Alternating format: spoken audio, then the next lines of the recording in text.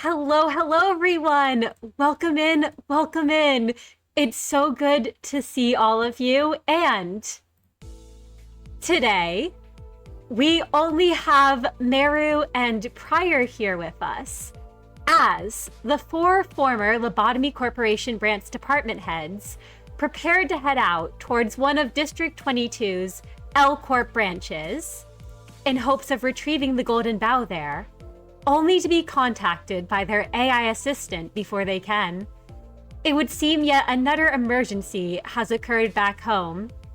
Ange informed you all that the supplies never arrived at the specified location.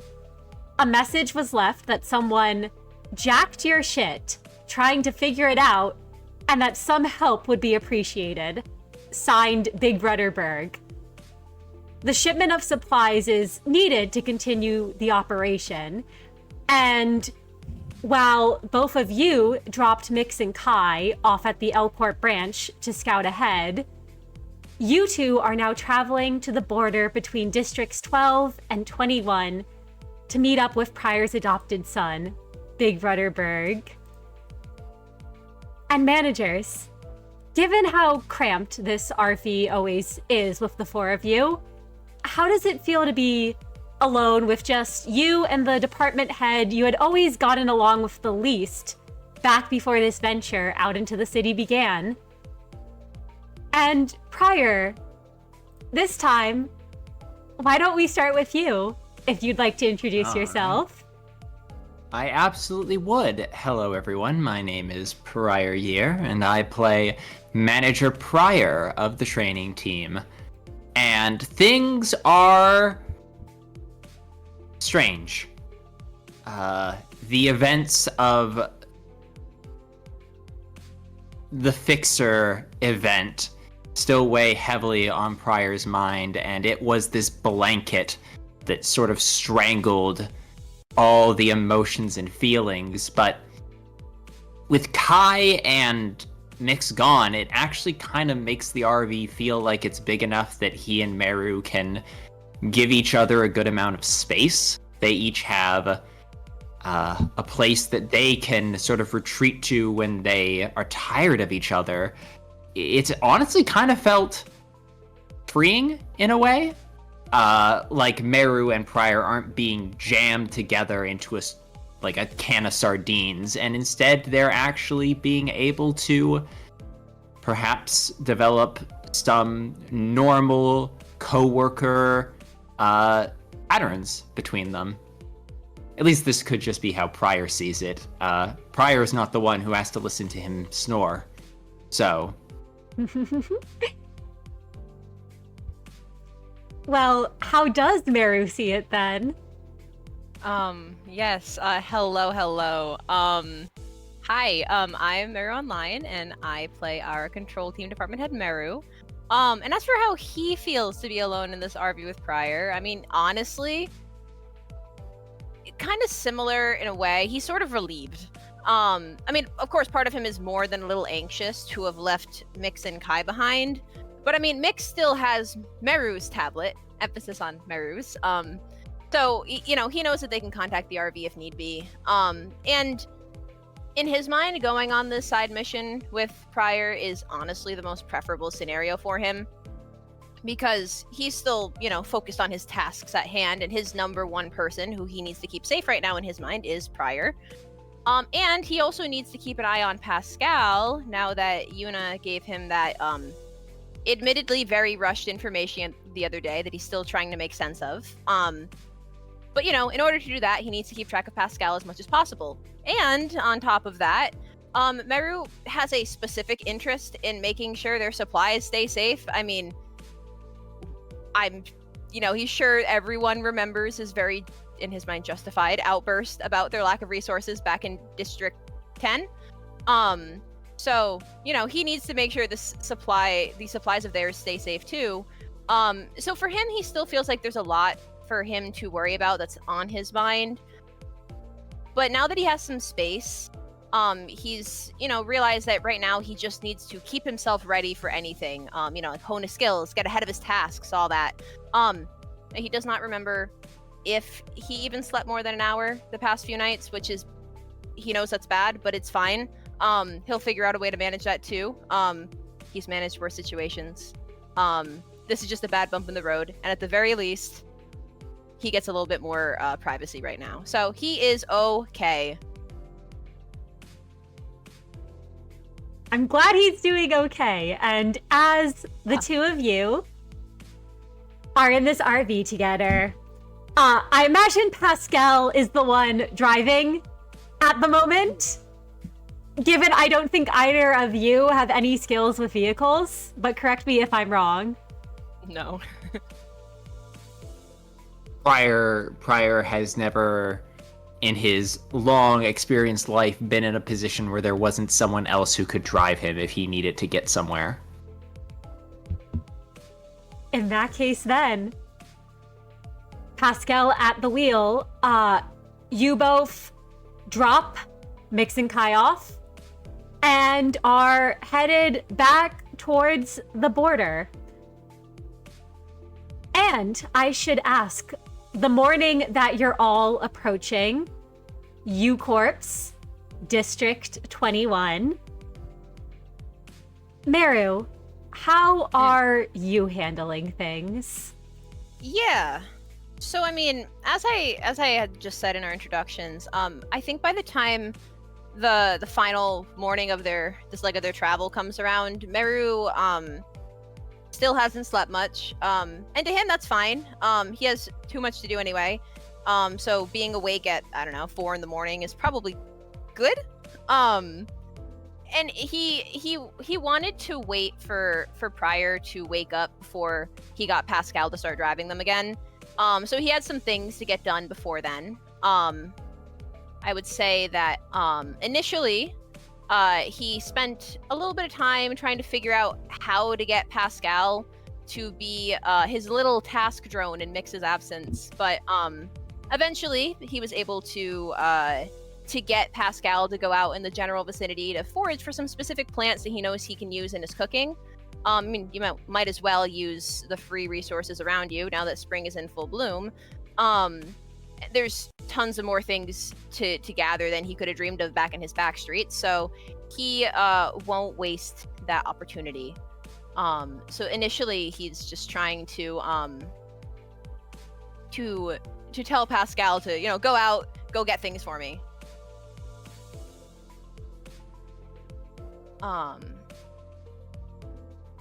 But Pascal, I imagine Pascal, the little drone, when told to do stuff, often just kind of beeps at you or blinks at you a few times. He it is a little frustrating. Merru does not know how Miix controls the drone. Meru's not like amazing with tech. He's like not completely like unable to use tech, but he's not the techie one of the group. So he kind of he points at like a dandelion in his hand at one point and goes, Pascal, go out there, get more of these. Can you go get more of these, please? Go. Pascal flips a couple of times when you ask the drone to do that. Holy shit. As if waiting for you to say something. That was a very lovely flip, Pascal. Can you go get these, please? I need them. It beeps. You're very good at doing flips. And I'll watch you do more flips if you get me these. They're outside. Pascal moves up and down a couple times, beeps, and then flies outside, and you're not sure whether or not it's carrying out your orders. Well, he's gonna just assume that was good. So, as Pascal goes out on what is hopefully his early morning tasks, Merru, he gets to work. He's got a little jar of those dandelion roots that from things he had picked. that he still has to roast them so he can make something with them. So first he gets the oven going so he can do that. After that, he does his daily resource check to make sure everything is accounted for and that no midnight thieves didn't follow the rules and stole any food. Then he washes any dishes that weren't properly cleaned from the past day or two. And while he leaves them out near one of the small, I would imagine the small like RV window by the counter, he'll wipe the counter down, organize what he can in the RV, which is so much easier now that things aren't so cramped. And then he gathers some things up so he can set up a little like makeshift training dummy to practice. So that is kind of what he's been doing for the past few hours, just barely sending Pascal out on various retrieval tasks, and separating and cleaning up the things he finds, tidying up inside the RV, doing some personal training, and eventually he's even nice. He even throws together a quick breakfast for whenever he decides Prior needs to wake up. Merru has been getting used to the snoring, to clarify, but it's still nicer to be outside rather than having to hear the noise inside. So he ends up doing that. As you're doing all that, Pascal comes back and drops some of the dandelions at your feet and then flies back up in the air. Okay. Merru will pick them up. He had been doing, I guess, some stretching. He picks them up. Goes, thank you, Pascal. Very, very good.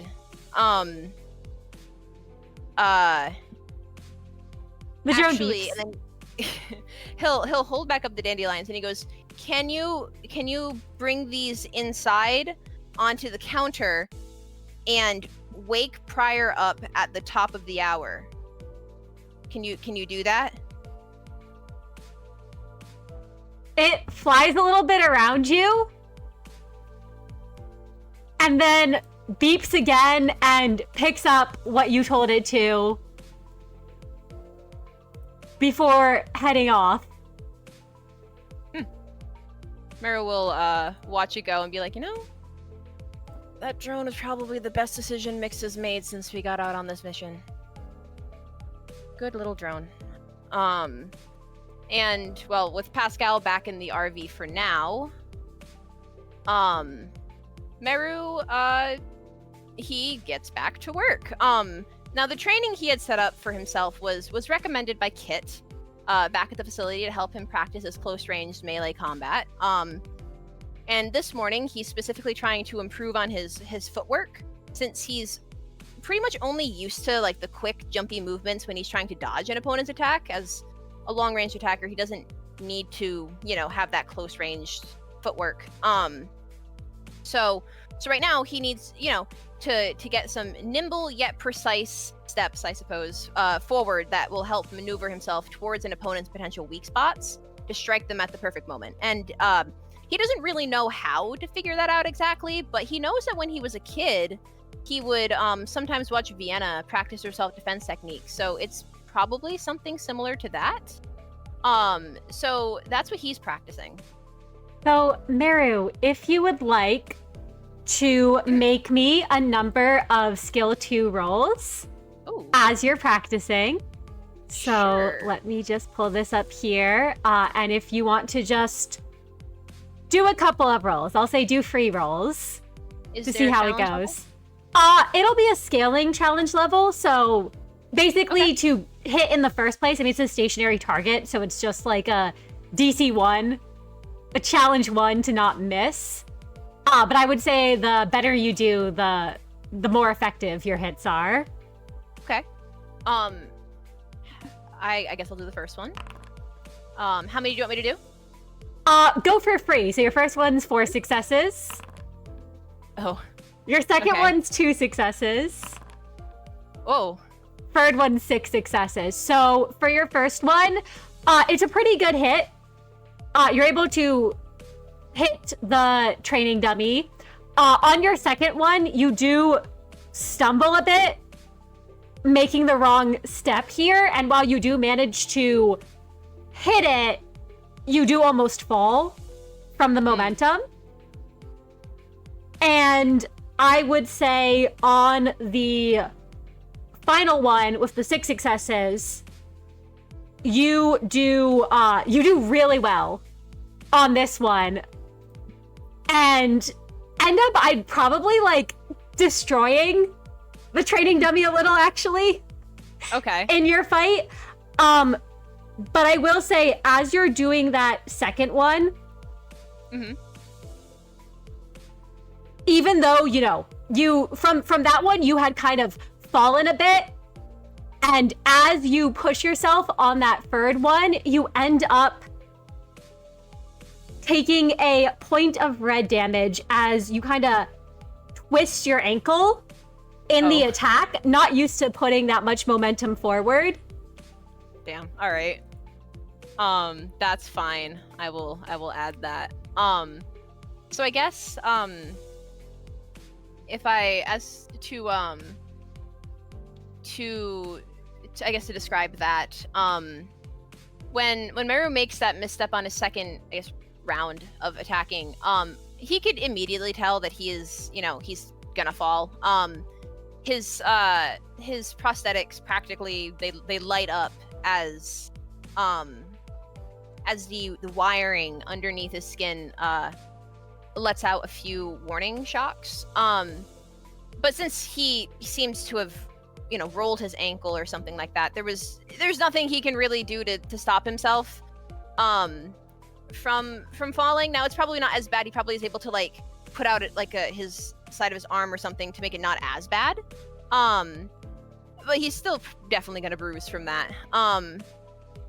But worse than that, it suddenly it kind of feels like all of those shocks have now focused in on that ankle. And Merru will hiss from the sharp pain, and he'll move to push himself up. But for just a moment, he feels a little too weak to move, because he's so tired. He wants to lay down and just rest. But of course, the prosthetic horns atop his head, they will light up as a reminder and send out more of those internal sparks until he's able to force himself to just muster up the strength to stand back up, despite the pain that will flare from his ankle just a little bit. Now, thankfully, he's had to maneuver through the back streets with worse than just a hopefully just twisted ankle before.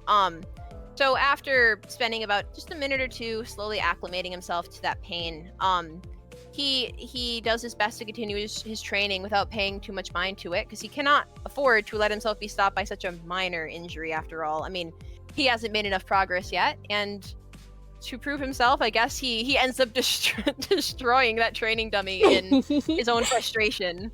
So yeah, ouch. And Merru, as you tear through and destroy that training dummy, from inside the RV, you had given Pascal a certain order to wake your fellow manager up at the top of the hour.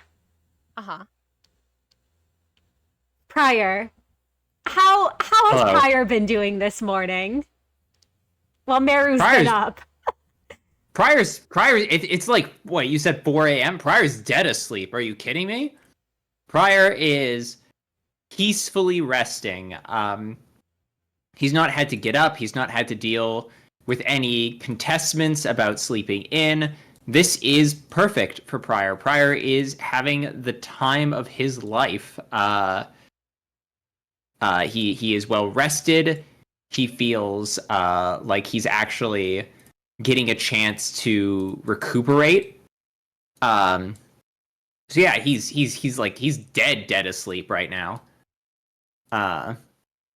Wonderful. I imagine Pascal is going to have a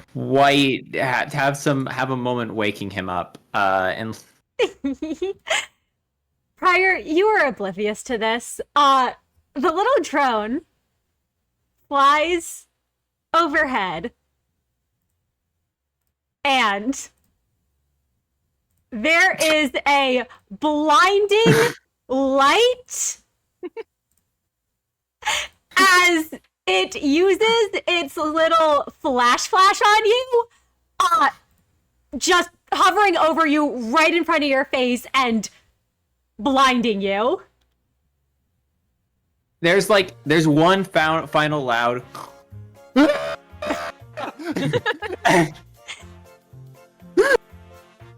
There's like the sound of someone hitting their head on like wood, and then like the sound of sheets being torn off, and then there's like a large thwump as like Prior hits the ground. He's covering his two regular eyes, and the nothing there eyes are lazily looking around the room.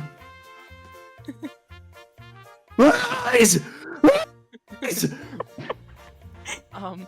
The drone buzzes happily, and Merru, you can see a flashing light from inside the RV. Alright. Hold on. Okay, I think I can see again. Hold on. Prior. Okay. Flashes at you again.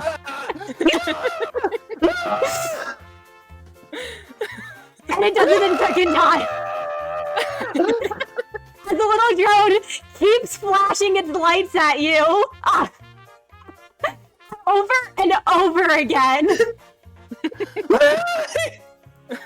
I think at some point Merru, he'll see the constant flashing and the screaming, and he'll decide it's time to go back inside the RV, and he just peeks his head and he goes, "Oh, you're awake. Good morning." Prior is on the ground, like clawing his way across the RV, like he's duck and cover position, and he's like, "The light is coming for me again, run!" It happily beeps as it flashes you again. Merru has Justicia on. I wonder if he's affected by that or not. Merru, you are not affected by it as you watch the flash go off. One more time, 2 more times.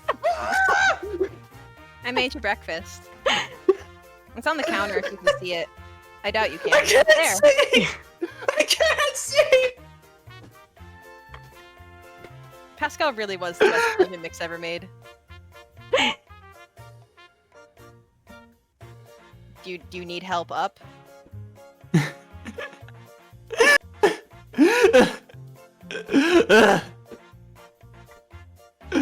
Help me! Merru will walk over and be like, all right, Pascal. You can get to driving now if you want. Good job. Thank you for waking up Prior. Pascal beeps happily after flashing Prior 8 times and flies toward the steering wheel of the RV. When Pascal does that, Merru will he'll walk closer to Prior and hold out a hand and be like, all right, get up. Just grabs Meru's arm and like throws his entire body weight over Merru as he's trying to get to his feet, and he can't see anything. His eyes are just squeezed completely shut. Oh my god. That will hurt Meru's twisted ankle. Are they gonna take a tumble? I don't know.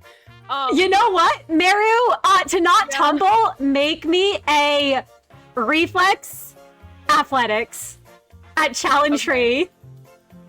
Okay. Let's see. Would it be reflex or would it be physique? I think this would be physique. This is a raw strength. You know test. what? Yeah, you can do physique. You have to do physique. It's strength. Also, as you both tumble, the drone flies up once more quickly, flashes you both again. We don't know if we're tumbling yet. We don't know if we're tumbling yet. As you might tumble. You know what? Take a penalty. Take a 2 dice penalty as the drone flashes you. What, me? I thought I'm not affected by the flash. Yeah, but Prior is. Fine. Fine, I'll take it 2 dice. What is the challenge for this? The challenge for this is, I think I had said challenge free. Oh boy, with the -2, I have 4 dice. It's fine. Okay. We are taking a tumble. Prior, like, Merru offers his hand, and Prior just fucking, like, grabs Meru's arm and, like, throws himself over Merru, like, not sure what's happening, and Merru and him he just tumbles on top of Merru. Oh my god. That certainly will hurt Meru's already injured ankle. So he'll probably... Merru, did Pascal get you too? No, you did! Get off of me, you oaf! Hold, I can't see anything. Where's the ground? He's like feeling the ground. He like accidentally like grabs the side of Meru's face and tries to push himself up. My god. Merru will like elbow at him and be like, I swear if you don't get off of me right now. Prior, Prior's gonna try and get off. Merru, he's gonna try and pick himself back up. He's pretty good at athletics. All right, he's got a good chance at this. Yeah, you can try to get up. I'd say it's a challenge too. I feel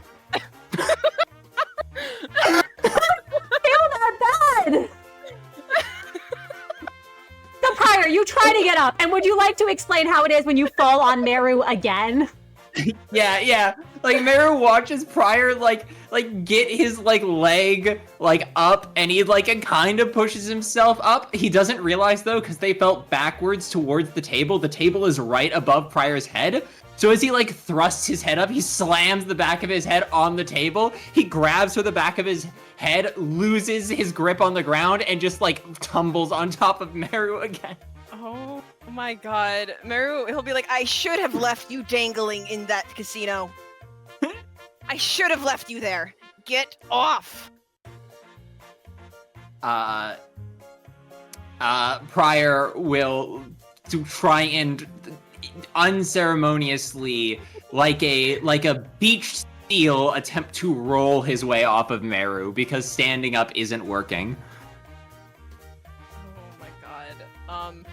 Merru will try to help that by pushing him to the side. Prior tumbles and rolls on the ground. His eyes still squeeze closed, tears pouring down his face, whether by embarrassment, pain, or like just pure agony of having his corneas burned out. Oh. You know what? Honestly, I'm gonna be so real. Getting flashbanged 8 times in the eye, there's this like popcorn like pop sound, and like the remains of 2 eyeballs pop out of Prior's head, and he like slowly opens his eyes, 2 new eyeballs having grown inside his skull. Oh. And he goes, okay, I think my eyes are working again. Merru is just... If you could see his face under the mask, he would be grimacing. He sits up and... You know, he will actually lift up Justicia, even though it feels kind of like pretty tight around his head, but he manages to lift it up so, like, for the specific purpose of glaring at Prior. And he goes, seriously.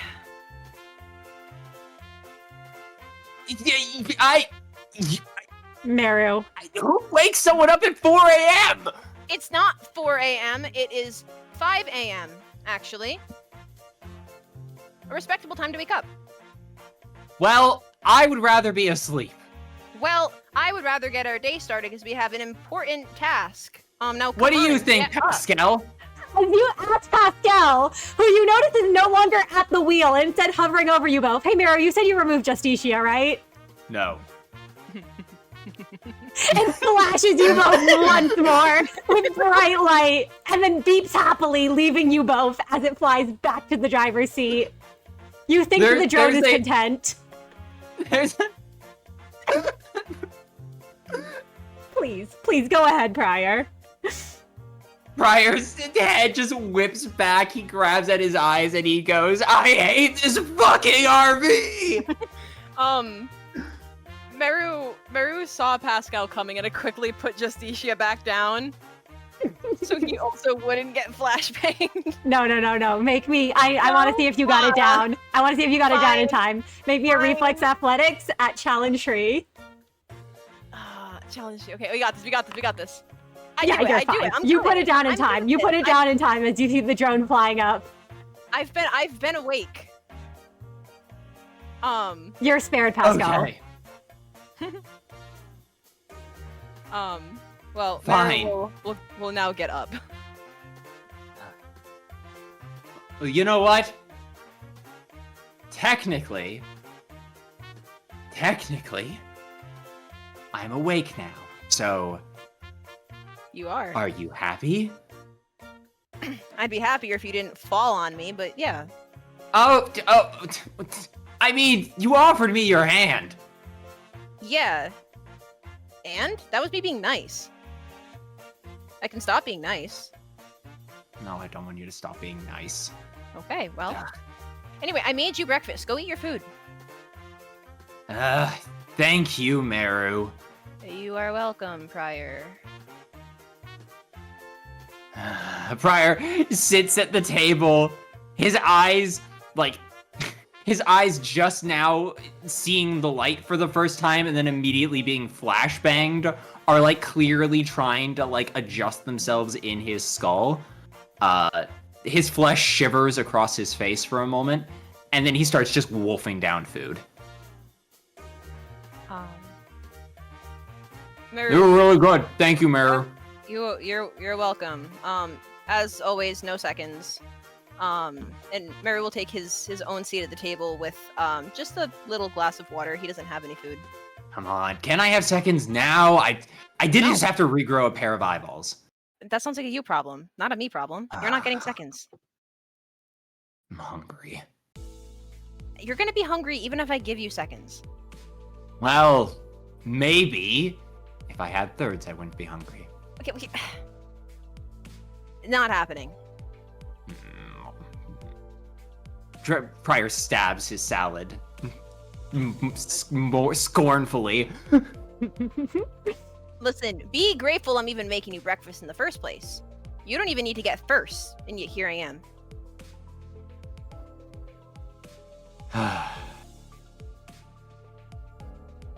I appreciate everything you do, Merru. Mm-hmm.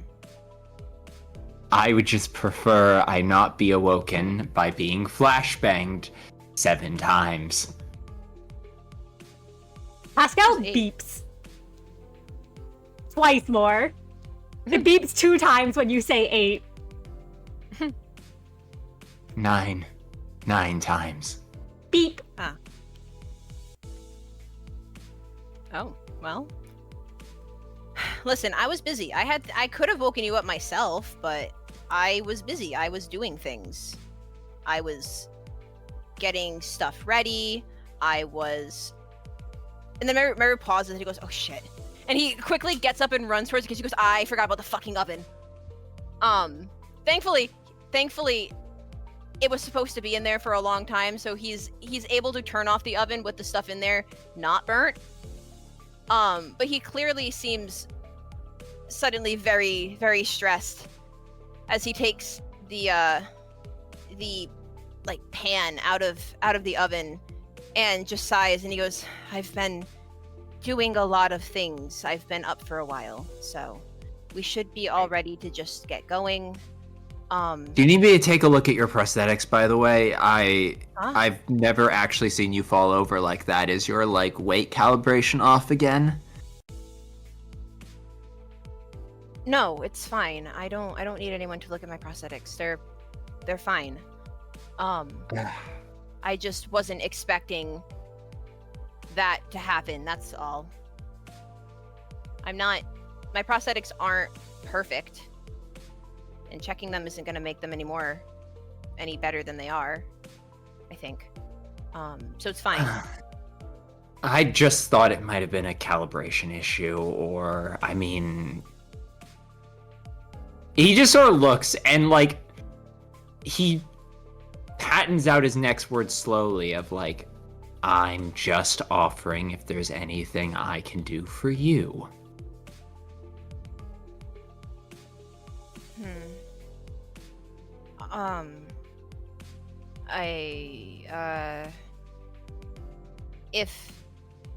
I continue to weirdly fall, among other things, then I will let you know. All right, that works. Yeah, well, you make me breakfast. You're being nice. I would not be a very good person if I didn't also do my best to be nice in return. Right. Right, yes. That's true.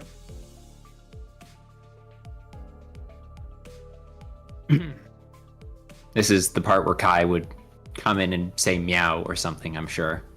Yeah, I'm not taking his role. Oh, man, it falls to me. Meow.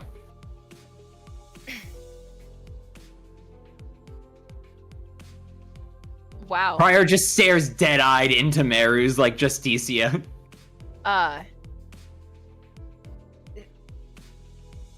Thanks for that. No worries. I'm always here to lend a hand when the need arises. Right. Anyway, we should, our plans for today? Ah, right. The actual plans of the day. It sounds like Birgh is in over his head. Something's happened to our supply lines. Could be any number of things. Could be some of our enemies. Could just be pirates. Either way, it's a little strange Birgh wasn't able to handle it on his own. But if he's requesting assistance, I think it's best that we go and provide it. Agreed. It is odd, but...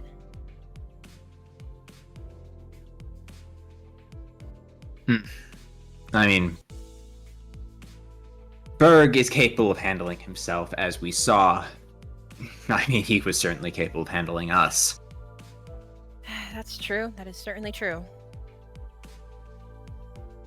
But maybe this will be just a chance to check in on things. Make sure the supplies are all running smoothly, make sure the boat's running smoothly. He is one of the few allies we have in the city right now, so... Yes, so we need to make sure we keep that. Exactly.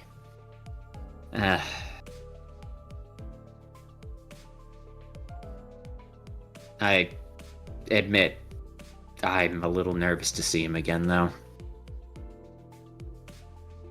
Yeah? Oh. Imagine you spent years molding someone into a tool for your plans, then spent years terrified that he was exactly what you made him to be, and then finding out that not only had he surpassed your every expectation, but had become his own person and still wanted you in his life. Birgh grew into a fine young gentleman, but every time I look at him, I still just see that kid. The guilt's eating at me, I suppose. Well, you're right. He certainly is a good kid. I mean, I guess all you can do is just, and Merru, he's trying to think of some kind of advice to a situation he's not very, he doesn't really have much experience with, and he's just kind of like, I mean, he certainly seems fine with you, so looks like you're starting to do something right now. I think that matters, so I think you're doing okay now with him specifically.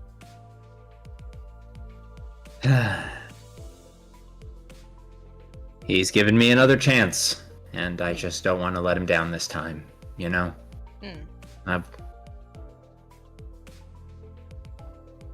You don't want to hear me blathering. I suppose this is a chance for both of us to see him. He took quite a liking to you, I saw. Well,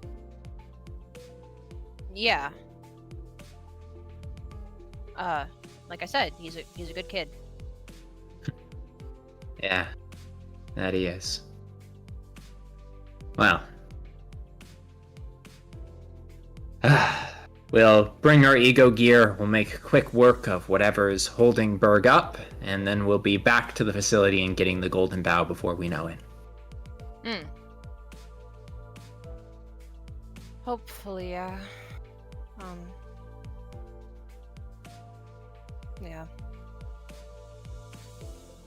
Yeah. And I'll keep, and he taps the side of his head. A thought out for the laws of the lake, just in case. Right. Stupid lake. Now you hear. I mean, it's... Parts of it are calm. You know, if you know where to go. I just wish that there were somewhere safer that we could sail. Boating is very relaxing when you're not fighting for your life. I fear that I was fighting for my life even in the calm waters. You get your sea legs under you eventually. If you say so. I remember the first time I ever went on a boat. Goodness, I basically turned green. Yeah.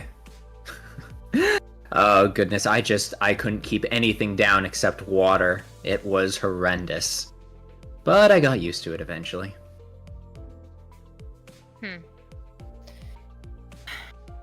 I mean, I guess the water looked nice at the beach. So, maybe one day it wouldn't hurt to, what was it, get my sea legs or whatever. Certainly not Exactly. today, though. No. Well, when the facility is safe, I can take you out on the water. We can go fishing. In calmer water. Maybe go for a little swim. Oh, wouldn't that be nice? I don't know how to swim. I could teach you.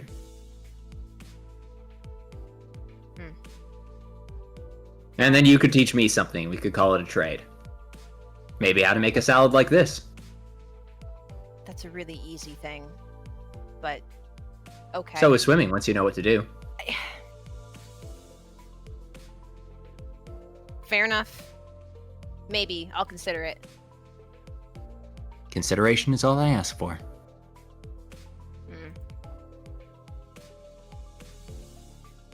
Now.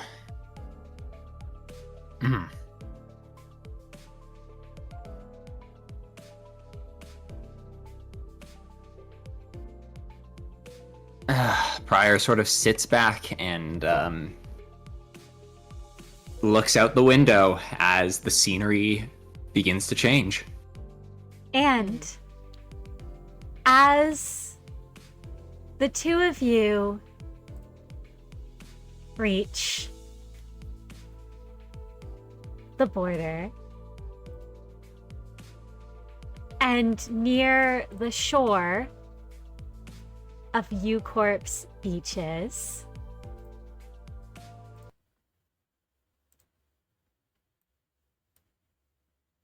you all see out on the water in front of you, approaching, as I imagine you all got in contact with them beforehand, a familiar boat pulling up to where you both are.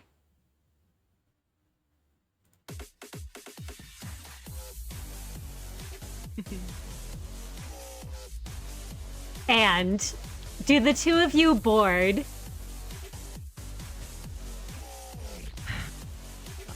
Yeah. Now that's music to my ears. You can hear the familiar music blasting. And as you both enter, the boat looks a bit different than how you remember. For one, it's a little bit smaller than before. But you also see that the birthday decorations are no longer up. There are still flags and gold chains, however, designating it as a boat belonging to the middle. And you both see Big Brother Birgh. His sunglasses, it looks like he got a new pair, as these aren't cracked, are pushed up on his head. And he has, this time you see, a cloak or cape of sorts on with spiderweb patterns. And as he sees the two of you boarding, he runs right out and says, "Dad, Merru!" Rushing toward the two of you. Prior doesn't know how to react for a second. He sort of plants his feet, and in an incalculable instance behind his eyes, as Birgh runs at him, Prior gives in to the urge, and he holds out his arms for a hug. Birgh runs into the hug. Prior, can you make me a physique athletics at Challenge 4? Yeah. Yeah. Oh! You pass. Birgh runs into Prior, and as his feet are going to leave the ground, there is a grinding sound from inside Prior's chest for a second, and his legs plant, and for a second, Birgh is lifted up into the air, and Prior is unmovable. And then a tremor passes through his legs as Birgh comes back down, and Prior basically collapses into Birgh's grip. Good to see you, son. Boy, you got big.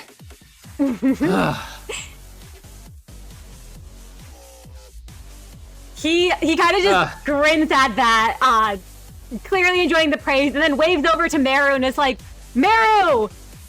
It's good to see you too!" Merru will wave back and be like, "Hey kid, how's it going?" I mean, well, there's been some recent trouble, but, it's nothing we shouldn't all be able to handle. Actually, he kind of looks around as he realizes that it's just the two of you.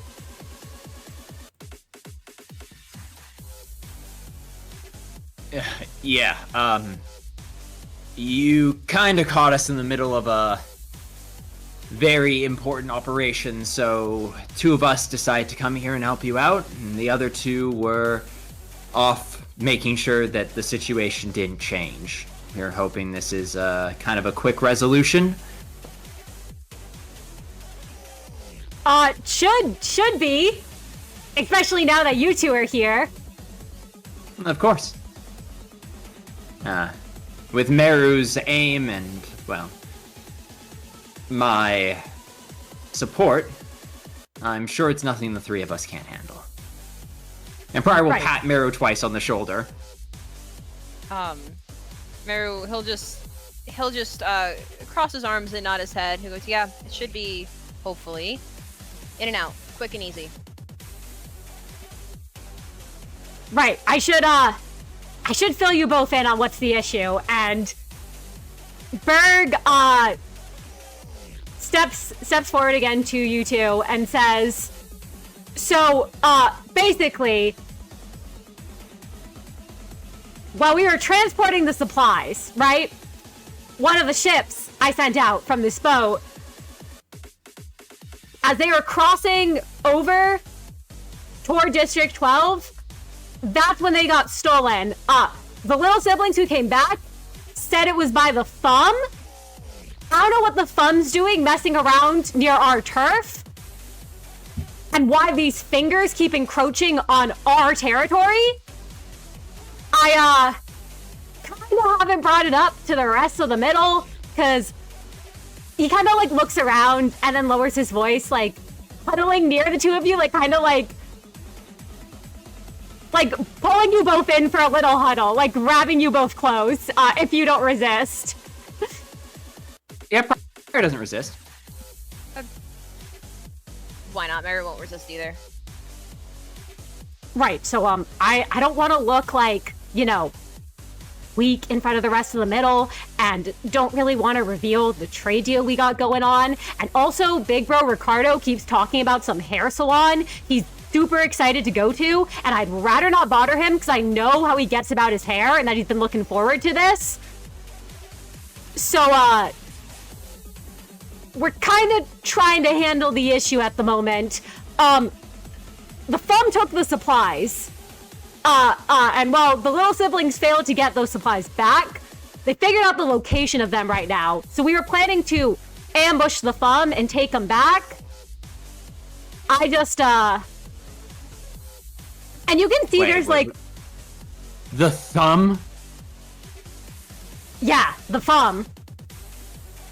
The fuck are they doing here? I don't know, that's what I'm telling you. It's first you had mentioned the ring was around here, and now the thumb, and I don't know what's going on or why they're here. I just know that I don't like it, and that's kind of why I wanted to call for help. Because I didn't know if there was more going on or not. I think that's the right decision. Oh, that's not good. Yeah. Prior, kind of groans. Then he'll nod his head and he'll go, okay. Well. Next step is... we're gonna have to deal with that somehow. Okay, sounds like you have a plan, though. Yeah, like I said, some of the little siblings who came back, didn't get the supplies back. But they at least figured out they're on a ship right now, so we can ambush them and take them back. Okay. Sounds nice and simple. That's the hope. And he kind of steps back from the two of you. Right, well, I got my boys here who are more than willing to help. The boys, he kind of looks over at little sister Bonnie, and he's like, oh, I flipped him upside down. He looks over at little sister Bonnie, is like, boys like all of us, boys collective.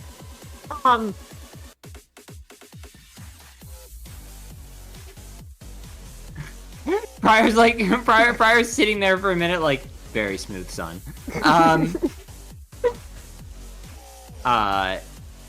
He chuckles for a moment, and then with a nod of his head, he goes, all right, good. Well, it sounds like you have the whole plan sorted out. He kind of has that at being told, you got the whole plan sorted out, looks a little almost embarrassed, where he's like, well, okay, so I was kind of hoping if you have any tips for what to do. I figure that's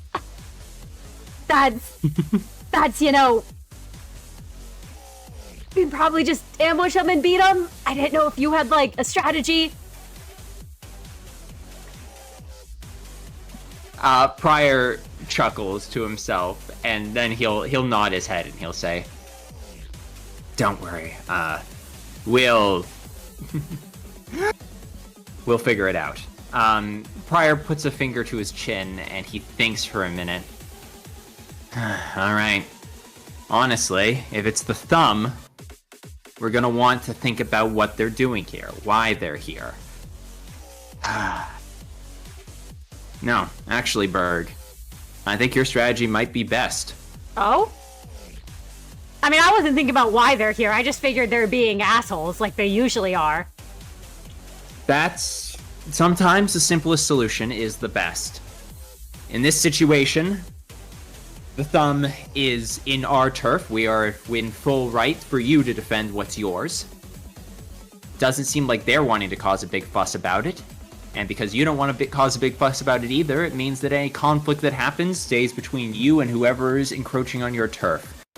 We're going to want to figure out whoever is calling the shot. I bet they'll be with the supply thieves. And once we do that, we'll have a pretty clear picture about what exactly they're doing here.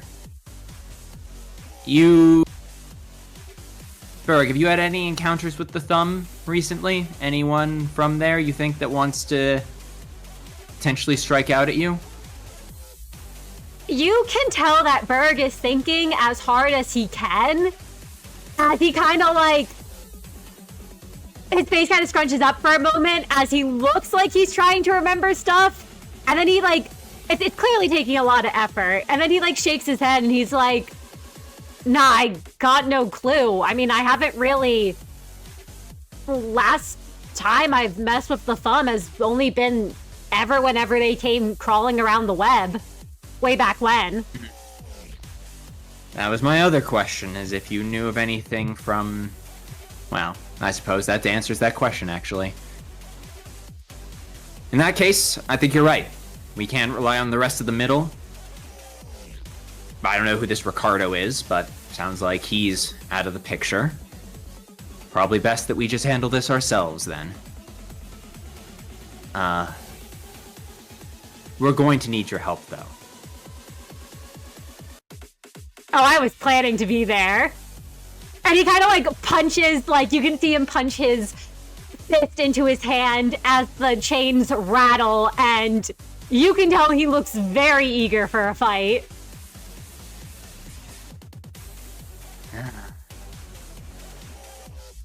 As Prior nods his head, and there's a faint smile, as much of a smile as Prior ever gives, and he turns back to Merru and says, with a big sibling on our side, I promise you, this is not going to take very long. Well, Birgh, it's nice to have you in my party again. And Big Brother Birgh joins the party, pushing to 100%. Let's go. Congratulations, managers. Oh, here we go! Said he gave us a big sibling. We are so back. So back. And so, is there anything either of you would like to do before you all... Listen, there's no jingle because Cinna forgot to upload the volume before. Cinna forgot to upload it. He meant to and he forgot. As you all prepare to get ready, is there anything you'd all like to do? I think as everyone starts getting ready, Merru will kind of walk up to Prior and kind of gesturing with his finger to have Prior lean down a little bit. Prior will lean down. And he'll just kind of, in a quiet voice, he'll just go, see, nothing to worry about. He seems perfectly fine. Doing a good job. Prior nods happily. And that's all. That's all.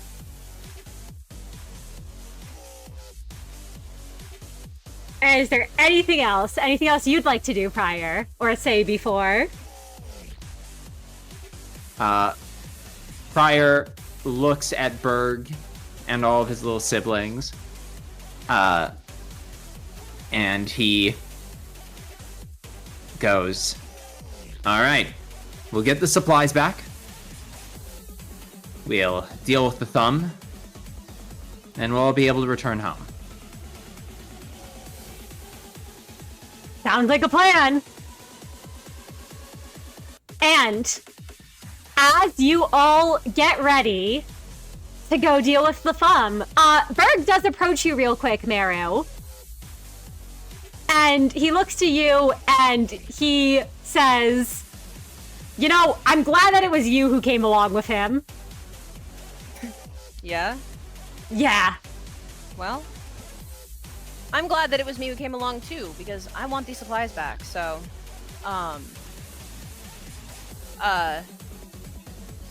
no hard feelings from before then, I assume.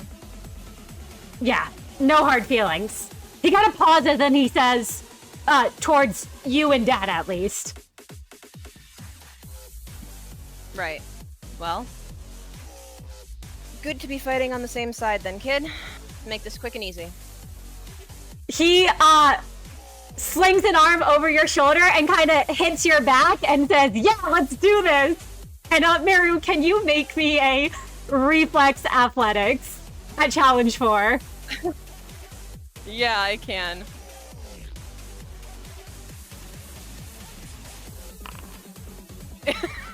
Seven successes. You are not sent flying by accident from that. Good. Yeah, no, Merru was prepared. He's not getting toppled over anymore today. And with that, are you both ready to go up against the thumb? Ready? Questionable. Are we going to? Absolutely. All right. In that case, you all approach their ship with your own. And as you do, you all can see this smaller ship. And there are members of the thumb station there. I don't really think there's any sneaking up on them, given how flashy Birgh's own ship is. But would you both like to roll for initiative? As you see the soldados of the thumb aboard this ship draw their weapons.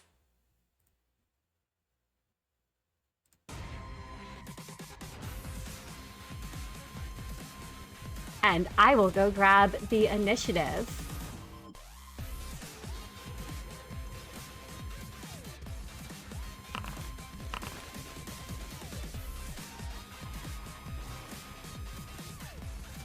I also have a couple things I will turn on real quick.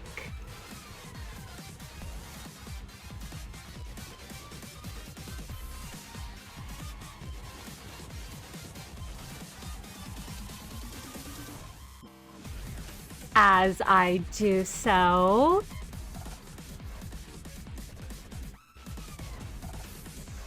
there we go.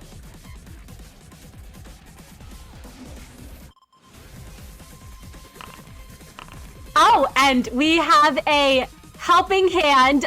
Please specify the name as I grab our helping hand for this fight.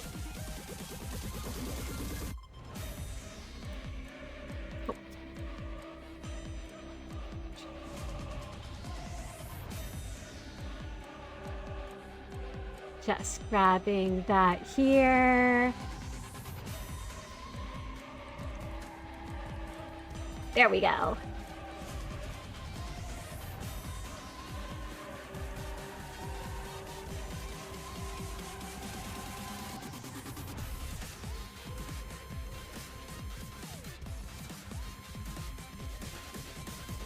All right, so let me change the name real quick. As you all get ready to attack this boat here,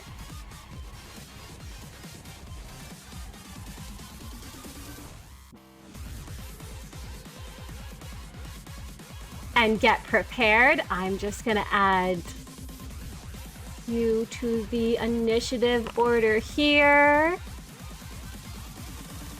Top of the round.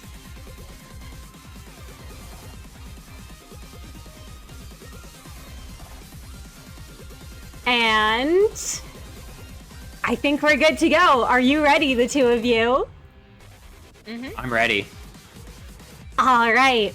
So, as you both board this ship and prepare to fight the thumb, they draw their weapons, and Birgh basically leaps aboard at once, rushing in, And you all see that there is a small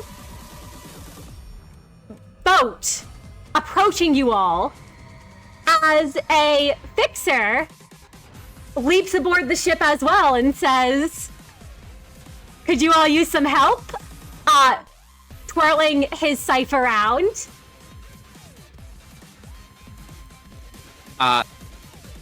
Prior has become so used to random fixers showing up in the most unusual places that at this point he's just like, oh, another one!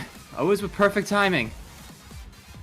The fixer just sort of laughs at that and says, just tell me what you need and I'm here to help. Prior is not gonna complain over more help to beat the thumb. He'll point out the thumbs and say, all the help you could give. And oh no, please go first. No, that's all Prior had to say. He's having more assistance. More blood for the blood god. And so, Amatsa rushes forward towards the first Soldato, and this, all of them have full health at the moment. So this one right here, this first one is going to take 2 unhalved red superficial and gain 2 rupture.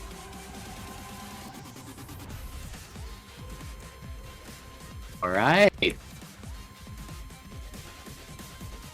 And next up in the turn order,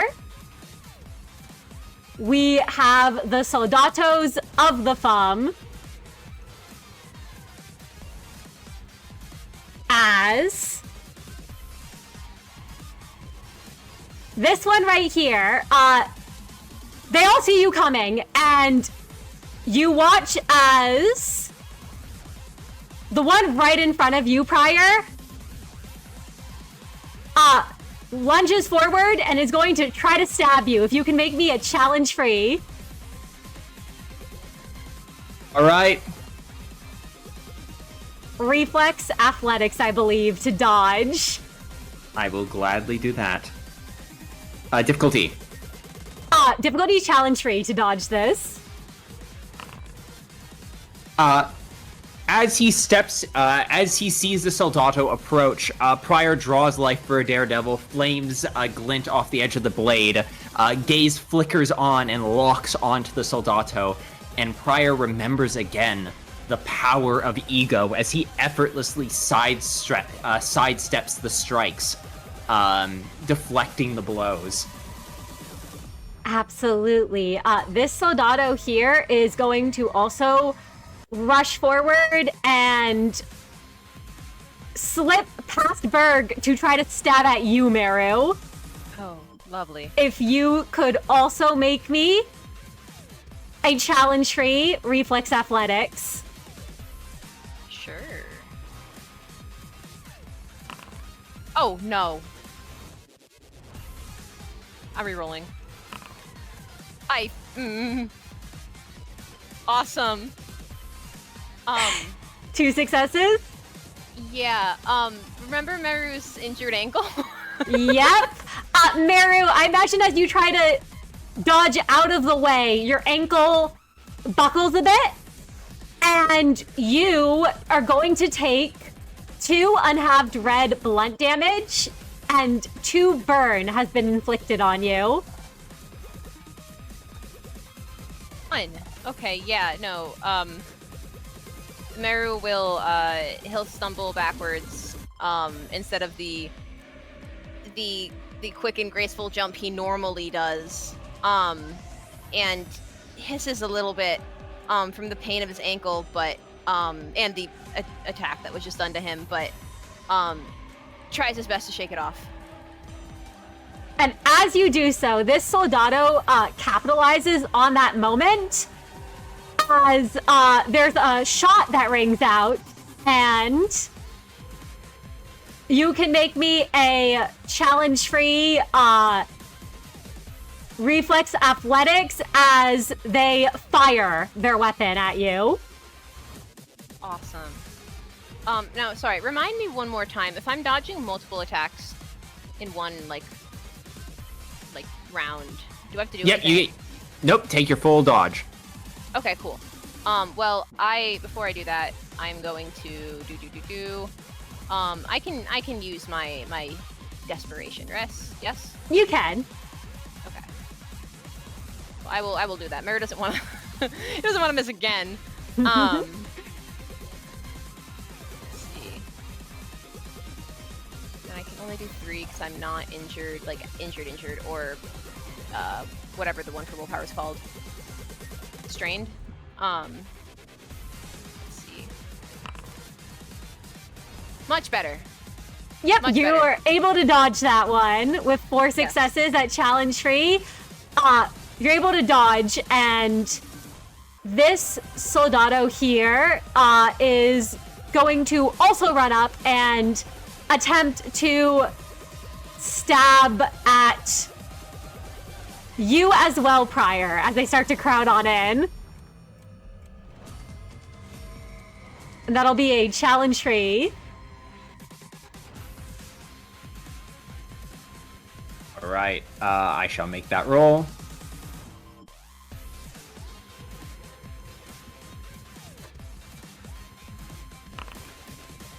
Whew, barely, but I make it. Yeah, you see the bayonet come towards you to hit you, and you're able to move out of the way before it does. And this last soldato here is going to attempt to attack Birgh. Gotta crowd it around there. And let me see, as they try to stab him, if Birgh is able to dodge. Thanks.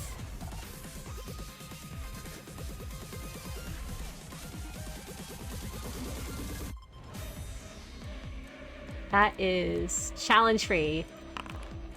8 successes? Yeah, no issue. You all watch as Birgh just easily evades this attack. Not even looking bothered.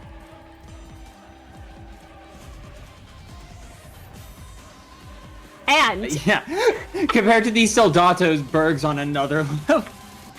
that he is, as it is Birgh's turn.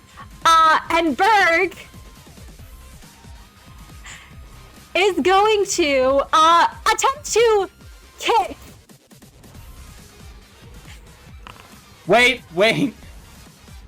Yeah, Prior, you watch as Birgh runs up to the soldato, actually spins around to the one that went after Merru. Oh, she starts breakdancing. I can't. I don't know why Birgh Shokin hates me. Birgh, please. I'm gonna strangle He's spinning Birgh. on his head. Holy shit! He's Yeah. styling on them. Birgh flips around and goes to kick at this soldato. Prior, you have a feeling that something very, very bad might happen if Birgh's full strength connects, even with only 4 successes against challenge tree. That something might not end well if Birgh attacks these people, not holding back. As you can see the force behind this kick. Yeah, Birgh calls out, Birgh, don't cave their skull in. And as you call that out,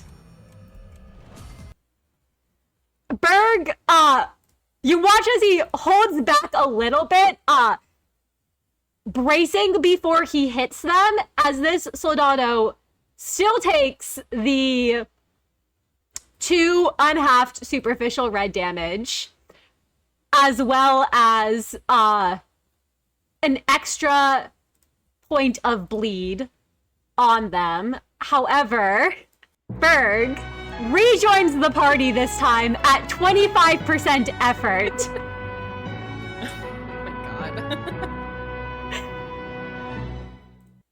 Oh my god. As he says, sorry, you sure we can't just kill them? You can hurt them! I'm so sorry, he points to the soldado who just almost got their head bashed in. I'm... Time out for a minute, time out, hold on, time. As you try to tell all the soldados to time, they raise their weapons again. Hey, I outrank you, I'm a big brother. You're gonna give me a timeout. They lower their weapons. Okay, thank you. Birgh, son, I understand. Yeah? The last time you and I, a lot has changed. I'm just saying, I'm actually on this. It has to do with the thorns on my head. It's a long story. Effectively, I am attempting to find penitence and repentance for my previous actions. Part of what led me to the change of heart that allowed us to rebuild our father-son bond. I'm just saying, if we could avoid killing these people, it would be a real weight off my conscience, and not to put my journey of self-discovery onto you. I'm just, if you could help me out here, this would really help me continue to reinforce my belief that this city could change for the better if we all just did a little more to, instead of choosing violence, all work together and chose peace. Would that be okay with you? Sure, Dad. If that's what you want, then yeah, I'll go along with it. Thanks. I really appreciate that. Thank you for holding back just a little bit. You can still hurt them. To be clear, this is still a fight. We're just not trying to kill anyone. I mean, you guys are definitely going to keep trying to kill us. I'm not putting that on you. Oh yeah, all the soldado of the thumb nod. You can tell that the only reason they're not attacking you right now is because you all have halted in attacking them for the moment. And because you outrank them, you're not sure how long this will last. If anything, you may have just stunned them into silence for a bit, as if they're not... They're used to receiving orders. It's pretty clear. This is not something that they have likely experienced before. It's almost like you have a small period right now of they're just too stunned to act, because they're like, well, shit, he outranks us. But and it's like, how does this math? Okay, all right, we ready? All right, we're timing back in. 3, 2, 1, go! And Merru, it's your turn. Yeah. Yep. Yeah, no, if Merru is able to move over here and somehow get by Prior to shoot these two, he's gonna just fire magic bullet, of course. Absolutely. I imagine that there's a little bit of room right here. It's kind of hard to see because the soldado's standing here, but there's a little gap here, so you don't have to hit Prior. Okay, awesome. Yeah, no, Merru is gonna squeeze over there. Yeah. Yeah, no, he's going to fire in this line right here. Absolutely. It's a challenge for you to hit those two. Alright.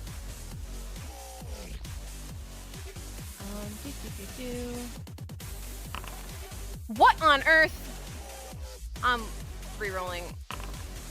I am so Two bad successes, today. challenge tree. Listen, it's unbreakable. It doesn't actually miss. That is true. So they are both going to take, I believe, with the unbreakable, they still take, Yeah, margin 0, which means they take 4 on half black.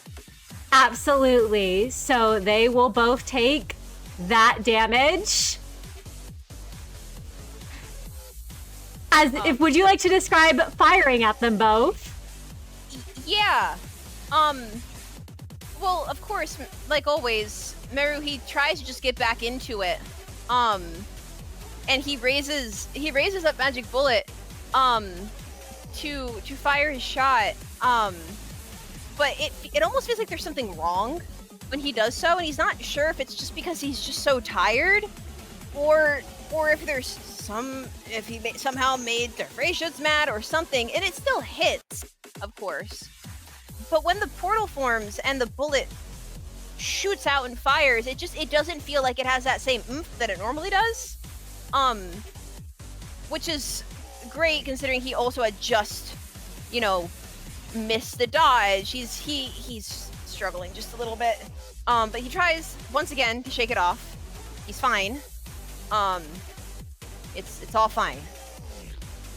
Oh, and Merru, as you strike, even though you feel, you can feel that lack of oomph there usually is, one of these does take the rupture damage dealt by that fixer, helping you both out. And as they take the 2 rupture, one of them falls to the ground, and you see this soldado right here collapse. Oh, well, if it works, it works. Merru's just glad that he downed one of them. Yep, one of them has been downed, succumbing to those wounds. And they do not reduce their rupture count, because there is no more rupture count, and there is no more soldato there. Though the other one is still standing. And I just saw you all notice. So while you all with Amatsa and Big Brother Birgh here have been fighting these soldatos, the rest of Birgh's forces are attacking the remaining FUM members in the ship. And you all see from high above, a bunch of guns are pointed down at all of you as they focus fire. Oh. This is unclashable. You all take 2 burn. So Merru, you are at 4 burn. Oh. Birgh takes 2 burn, and Amatsa takes 2 burn.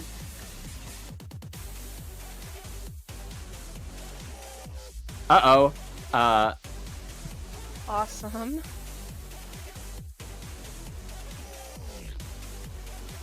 And you hear the shouting up there of, keep firing down!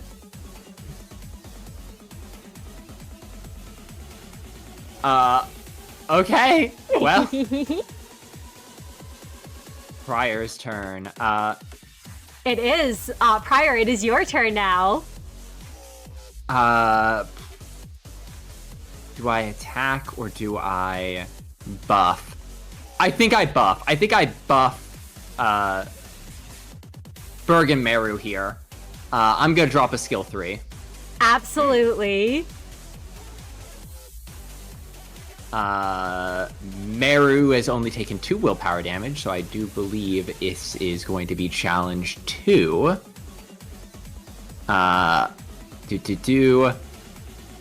So, first dice, first coin targeting Merru. Well, that's a success, but I'm gonna try and willpower reroll. I could get that crit. Ah, no. Wow, dice have not been on my side today. Oh, still, Merru gets the damage up and heals 1 sanity. Okay. Yep. And then the additional coin will target Birgh, and I don't think Birgh took any willpower damage, so I think it's just challenge 1. Oh, well. There's the crit you were looking for. I think that's crit. Birgh is going to gain 5 poise. Wonderful. And Birgh... that is the end of Prior's turn. Nice. Yeah, Prior points at Merru and says, watch, they're rifle users like you, but that means they need to get low. You'll have to angle your gun slightly downward and you'll hit them more frequently. They're used to dropping low for support. Use that against them. And Birgh, you've learned my technique well. You're still leaning too far on your front foot. Whether you're going vertical or horizontal, remember, the power is in the push. Birgh flexes his fist and goes, got it, Dad. That's my boy. And that is the end of Prior's turn, and I think, unfortunately, the end of the round, so we're gonna take some damage. Oh, yep. So at the end of the round, everyone who has burn on them, and let me pull up my little status effect here, is going to take unhalved superficial red damage equal to your burn. So Birgh is going to take... Prior takes, Prior was at 2 burns, so he halves his burn to 1 and takes 1. All right, so Prior, you take your 1 burn. Merru, you're at 4 burn, so you're going to take 4, which I believe is half, or what does your armor half that to? No. They take unhalf superficial red equal to half their burn, so for Merru it would just be 2 damage.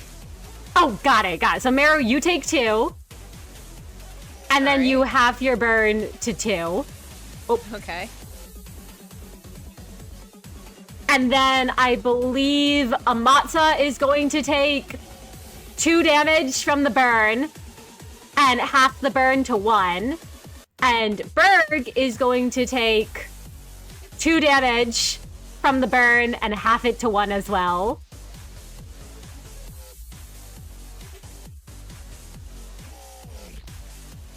And I believe now Birgh, Amatsa, and Prior, you should all be at 1 burn, and Meru's at 2 burn, correct? Wonderful. As we go to the top of the turn order, you all watch Amatsa go for this injured Soldato right here and attack.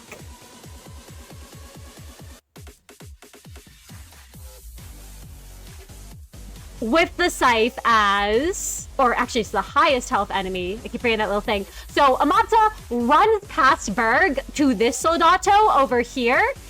And this one is going to take 2 unhalved red superficial and gain 2 rupture.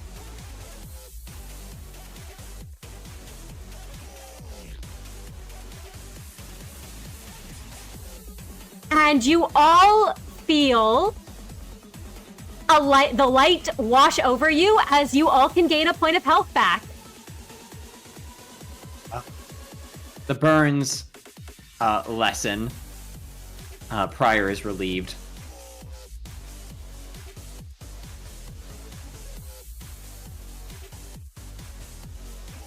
And as Amatsa twirls the scythe, the Soldato will attack.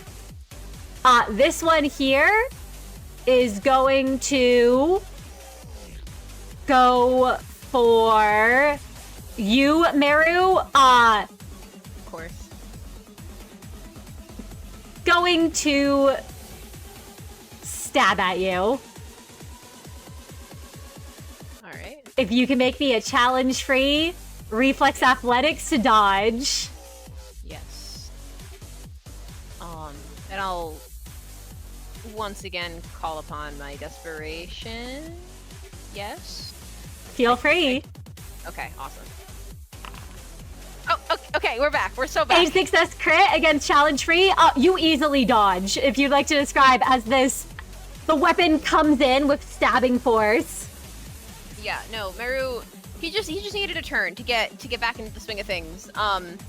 He you know, after his like the feeling of the burns lessen a bit from whatever that light feeling was. It's almost like a burst of energy. So when the attack comes at him, he's this time able to use his training properly, and easily hop back and dodge the attack. Absolutely. This Soldato here is gonna run. Actually, they're not gonna run up to you, Prior. You watch as their stance changes.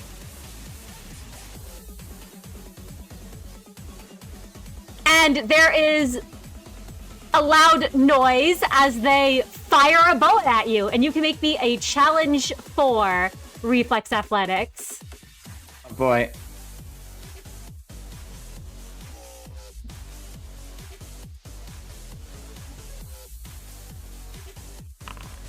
Oh no! Alright. 2 successes, challenge 4. Would you like to willpower that, or are you gonna take that? I'm gonna try and willpower. Okay! Whew! 4 successes. You're able to dodge as that shot rings out. And they're still going to have to reload next turn.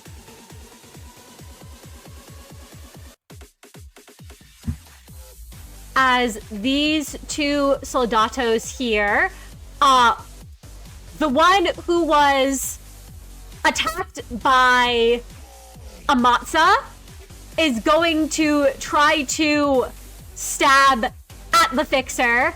But before they can, Birgh kind of shoves Amatsa like out of the way and says, "Don't worry, I got this, fixer." And Amatsa's just kind of like, looks like they're going along with it, clearly amused at the action, sort of letting himself be pushed behind Birgh. As Birgh is going to make a challenge-free reflex athletics.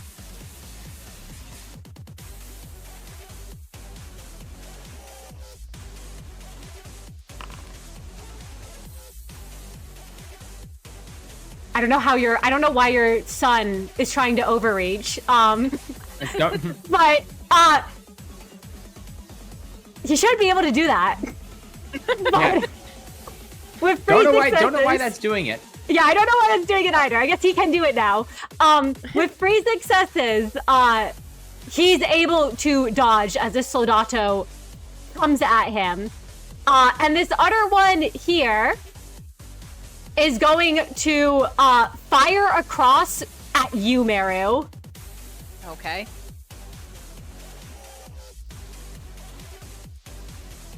And you can make me a challenge for reflex athletics as the thumb raises their weapon and fires. All right. Let's see, adding my desperation to that. There we go. That's 5 successes. Challenge 4. Now you do take a point of aggravated willpower. Fine by me. I don't mind.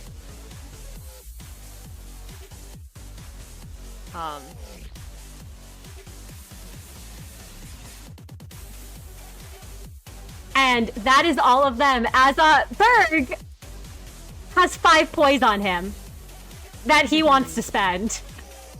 Birgh sees this soldato in front of him, and he is going to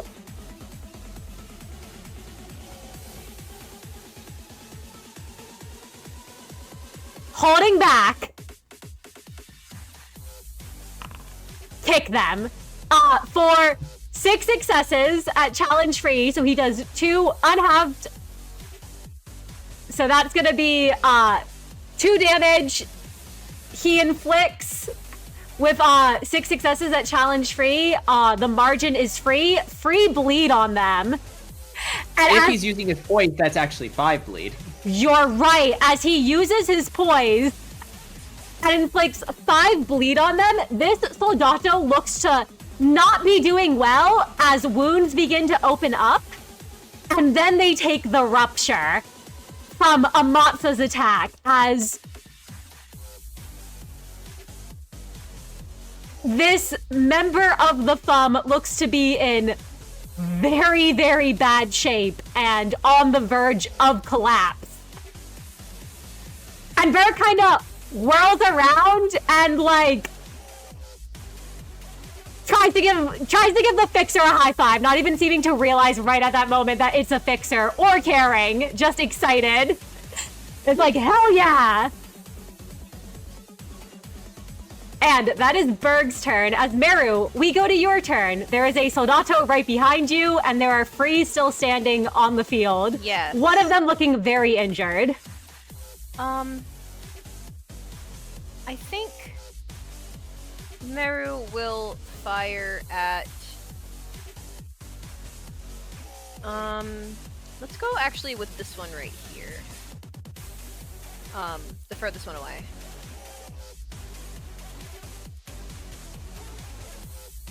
sad that Merru wasn't able to, during the first round, attack before everyone, because they were all in a line. And now it's all... His perfect plan is ruined, but it's fine. So yeah, he will fire at the Soldato furthest away from everyone. Absolutely. The one back here? Yes. Sounds good. That's going to be a challenge free to hit. Alright. Let's roll. I feel like I always have to ask every time I ask to use desperation. I just like using it. You may use your desperation. Yeah, now that it's your passive, you can use it on any roll. There is no roll where you can't use it. That's so true. All right, let's roll. Is that enough to take that Soldato out or no? With 7 successes at challenge free. With the damage up. And with the damage up. You're going to be dealing 4, 7, 8 damage. Yeah, that's more than enough to kill this Soldato. Okay, cool. That actually takes the Soldato down in a single hit. If you would like to describe that. Yeah, no, because that one tried to fire at him just now, right? Yes, that's the one that tried to fire at you. Okay, yeah. So Merru, after he had his bit of a stumble, now that he's kind of back in the swing of things, he's getting a little cocky. Because they missed, so he's gonna show them what a real gun firing looks like. So this time, it feels more normal now. When he raises magic bullet and aims it right at them. And as he had expected, the shot, it's clean, it's normal, it's everything that he expects from firing his gun. Which proves that it was just, I guess, some kind of fluke. He's fine. That last turn was just a fluke. And he feels a bit of relief seeing that he was able to down an enemy in one shot again. And as you watch this Soldato fall down dead, Prior, what would you like to do? Prior spins on his heels, darts behind Merru, and says, "At your back!" as he brings down an overhead strike at the Soldato. Absolutely. That's going to be a challenge free to hit this one. 7 You're also success going to roll power? Absolutely.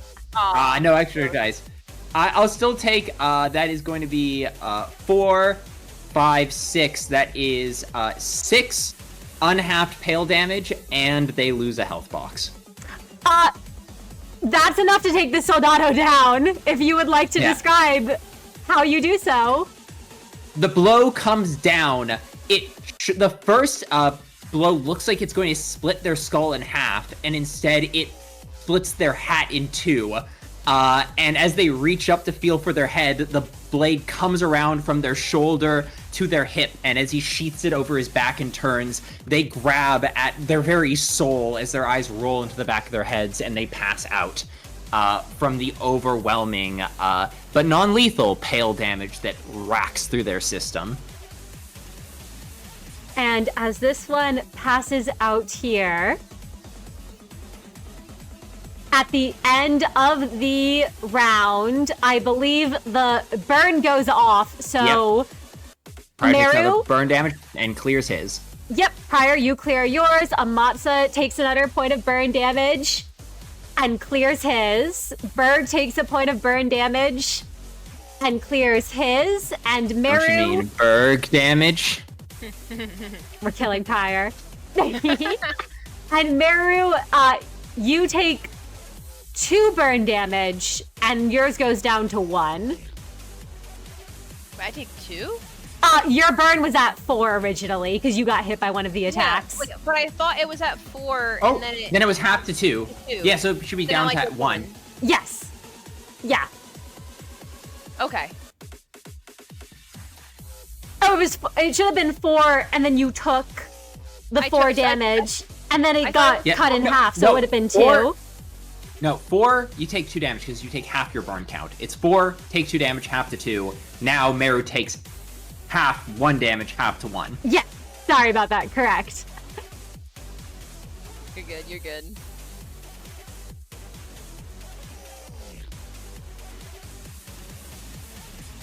And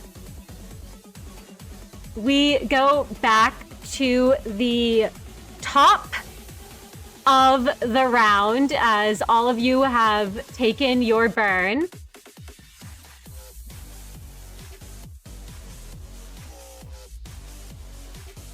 Amatsa can tell that this, the Soldado of the Thumb right in front of them looks as if they're about to collapse from their wounds, so he's going to run up instead to this Soldato right here, who's currently reloading, and is going to attack, swinging that scythe of his with a grin as this Soldato takes 2 unhalved red damage and 2 rupture.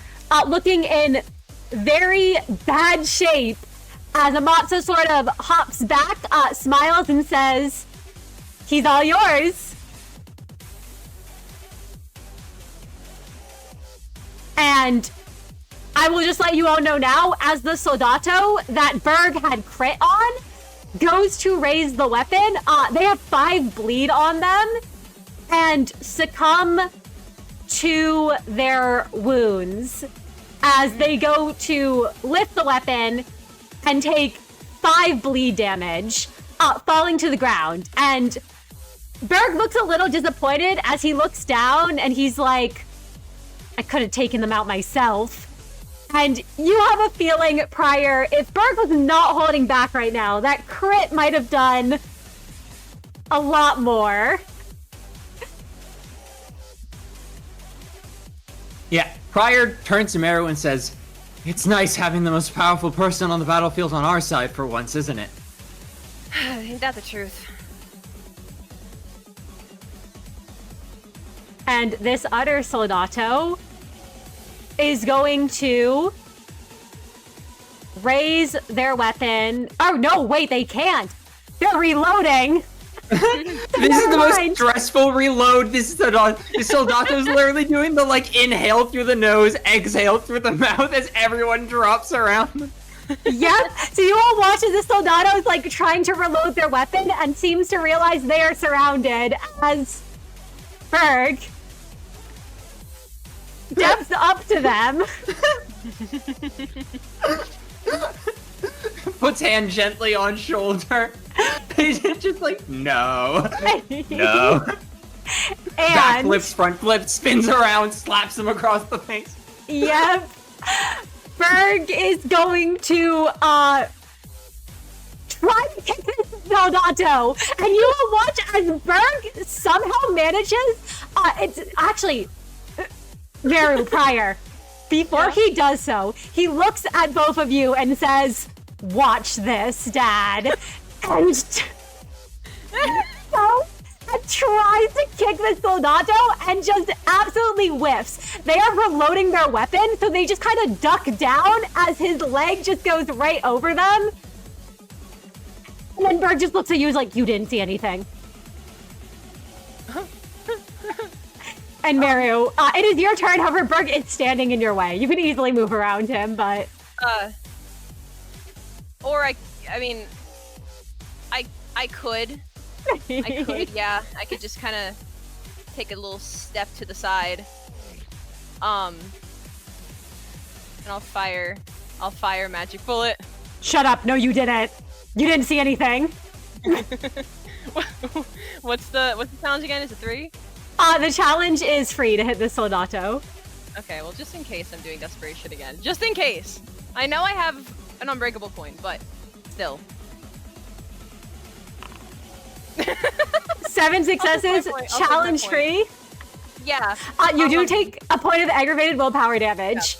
No, Merru, what he does is he takes a step to the side, lifts up magic bullet, as quickly as possible.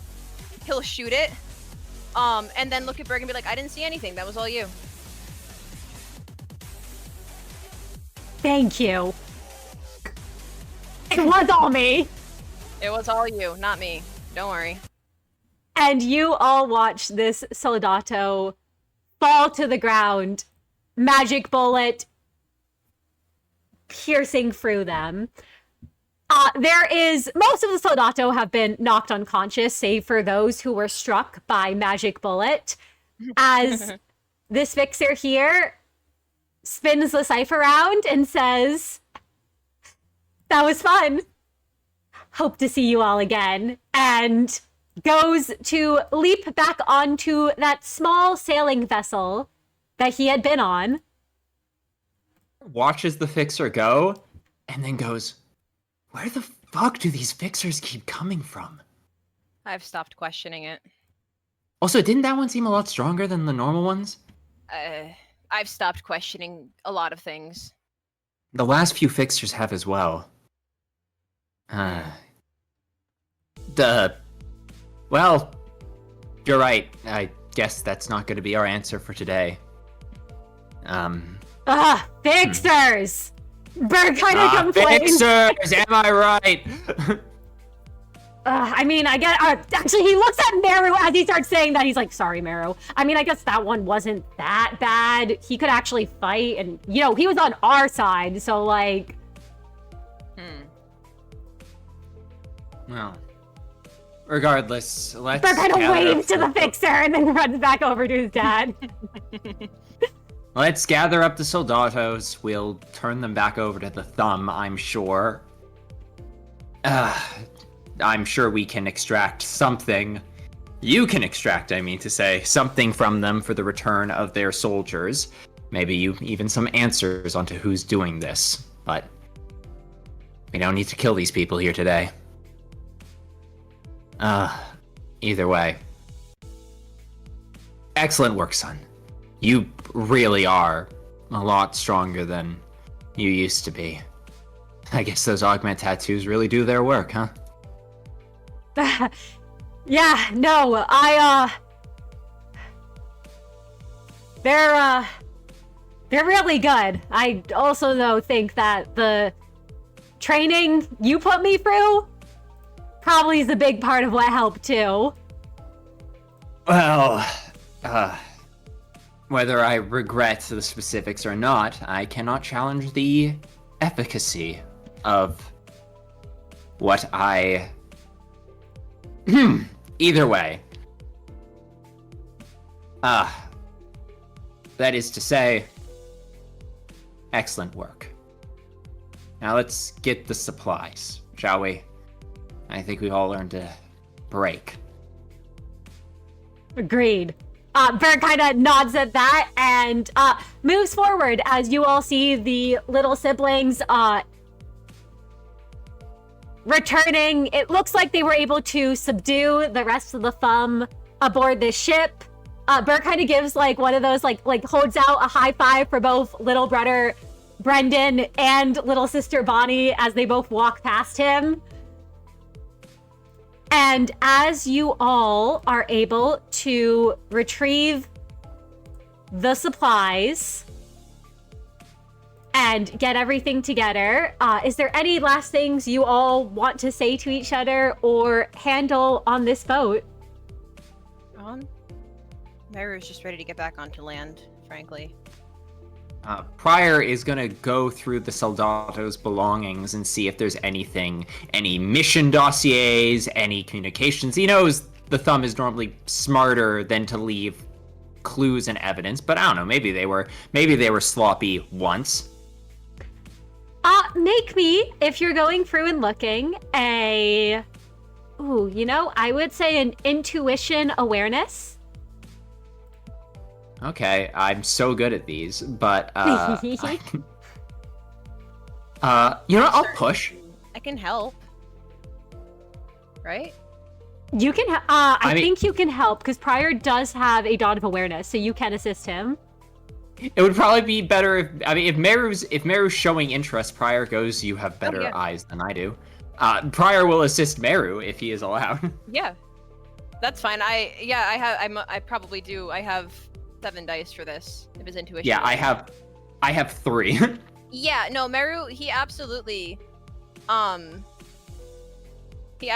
will do that as long as Prior kind of tells him what to look for. Yeah, Prior gives basically everything that lower level members of the syndicates would be given as potentially mission documents, signs, symbols, anything to kind of point to who might be behind all this. Absolutely. Okay. Yeah, you can make that roll, Merru. Is it scaling? It is a scaling difficulty, so you can just set it at challenge 1. Birgh cannot assist you because he does not have any awareness. Why am I not surprised?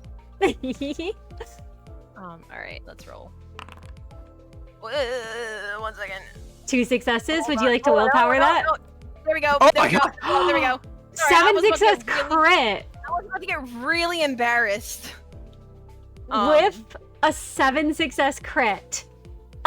So these soldatos don't have much on them. You find, I'll say in total among them, you imagine most of them probably don't keep their on them, but some of them do. So I'll say you get a total of 200 on. You're able to find that a couple of them had like stashed in their pockets. Wait, how much? I'm sorry. 200 on. Okay. Sorry, what were you gonna say, Prior? Pennies. That's like 15 cents. Yes. Yeah, there's one of them has like 15 cents in their pocket. That's really funny. Merru will look at it and goes, you know what? Every on counts. That's my motto. And as you take your 15 cents, you also find one of these soldatos has a monthly thumb-through issue on them. Oh. Interesting. Ugh. Thumb through. God. Let me put it this way. Fixer's Monthly at least has like some journalism in it. Thumb through is the most blatant propaganda I have ever read in my entire life.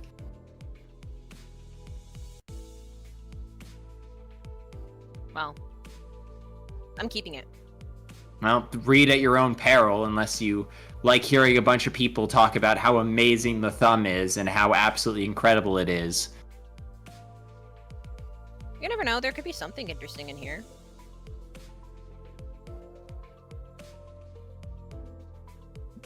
Merru will stash that. Oh, unless there's something. No, I was gonna say you can stash that to read for later if you would like.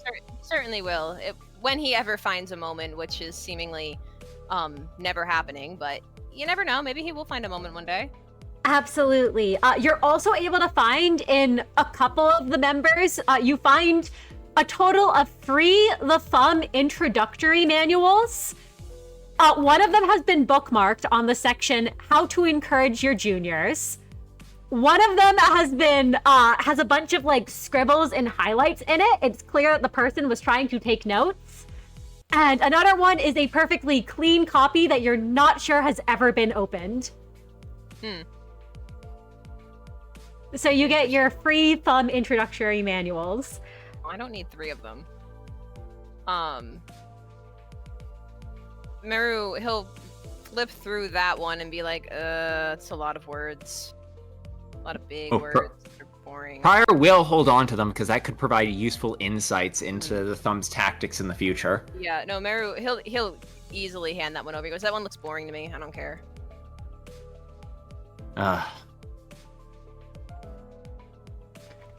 And you are also able to find, in addition to these, so you don't find any communication devices or anything of that sort.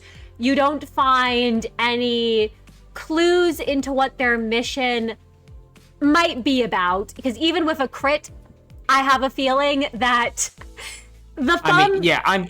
I'm getting the sense that we're not dealing with someone who isn't competent. Yes. I will actually, you know what? With a crit, I will give you this. The lack of mission information is concerning to all of you, in fact.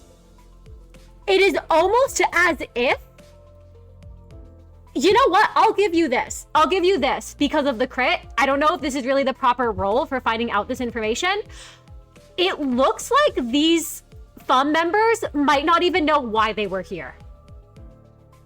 It looks, as you're looking through, it looks like they were just sent here. They were told to steal the supplies. And that was it.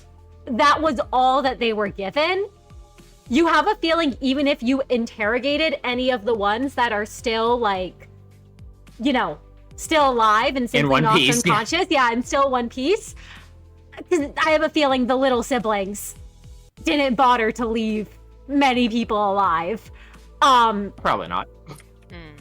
You have a feeling you wouldn't find anything, that they were simply told to come here and that was it.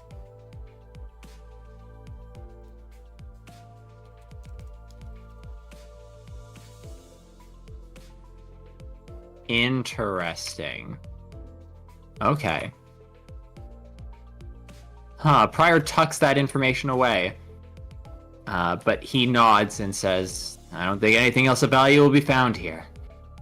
Well, we got the supplies for the facility, and I guess our enemy has decided not to show themselves today. I don't know what their goal was. We'll just have to check the supplies over and make sure that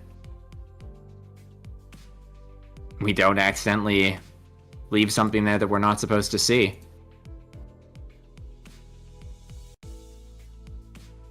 Yeah. Prior starts to gather up and collect the supplies.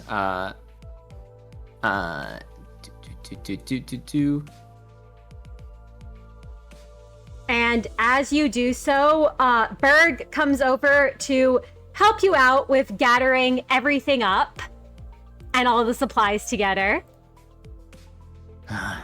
Thanks for holding back there, Birgh. Huh? Yeah, no problem, Dad. I mean, it, kind of surprised me that you asked me to. I mean, we probably could have been done a lot faster if I wasn't holding back, you know? Yeah, well, things are a little different for me nowadays.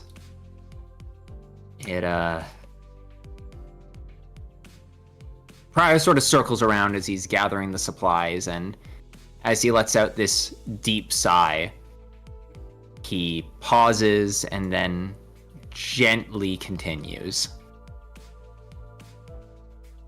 I don't want to go back to being the kind of man I was before. You know, violent towards people like you. I can be an authority. I can be a leader. That doesn't mean I have to be cruel. I think during the end there I started to lose sight of that. And I was a worse leader for it. After all, having you on my side now, once again, it makes me a better man. Birgh smiles up at you at that, Prior, and says, "It's good to be fighting alongside you again, Dad. I like the man you've become." Yeah, I like him too. Most of the time. When he's not pissing me off. But, that said, maybe I just can't fully understand why you'd, I mean, at least when it comes to these guys, you know? He kind of, like, looks with disgust down at some of the FUM members who are still being rounded up by the middle. I'll tell you about it later, I guess. I guess I got some perspective on the value of life. I mean, look at these people. They've given up their will completely. They're blindly obeying an order that will only reinforce more ill-gotten order. Surrendered themselves to ideals that reduce them to rank and file nothing. If you're going to give up your soul, it should be to someone who actually has your best interest in mind. These people are being led to nothing but their own grave.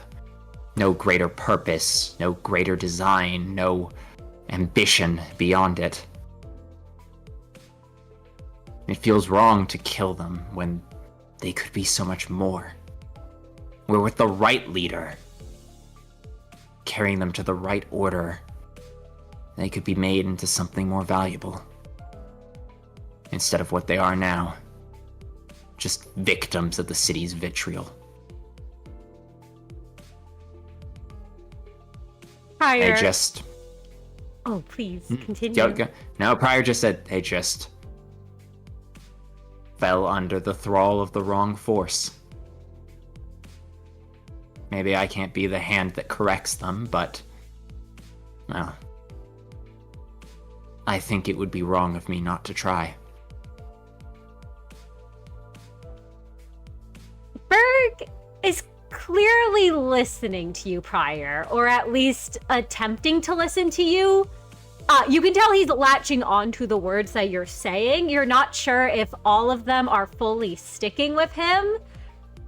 But he kind of just nods his head and he's like, yeah, no, I mean, I'm sure if they'd been in the middle instead, it would have been better for them, right? I mean, especially, like, our whole faction. In the middle of the web were a special project indeed. The humanity you still show shines through, Birgh. And even back then, it's what I desired. A middle that didn't just look out for itself, but all who were deemed under its warm, comforting embrace. A warning to anyone who would mess with it, or what it deemed to be its. It was beautiful for a while, wasn't it, Birgh? Before it all went downhill. Yeah. Yeah, no, it was, but I don't know. I think it can be better again, right?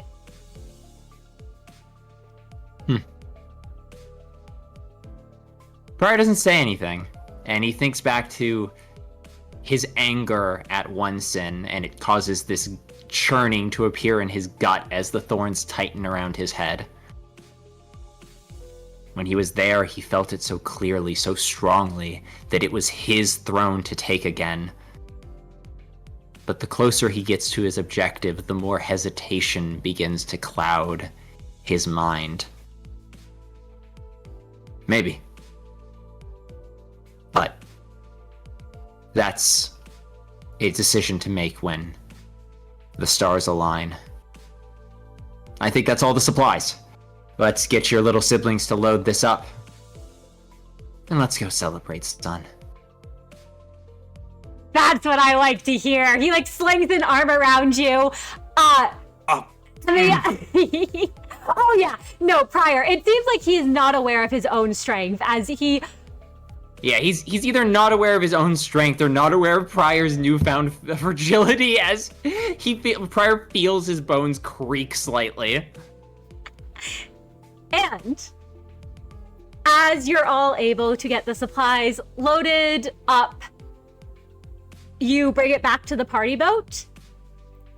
You're all able to bid farewell to the little siblings there who help all of you with transporting the supplies to the RV on the shore. Okay. Well. Prior crosses his arms and thinks for a minute.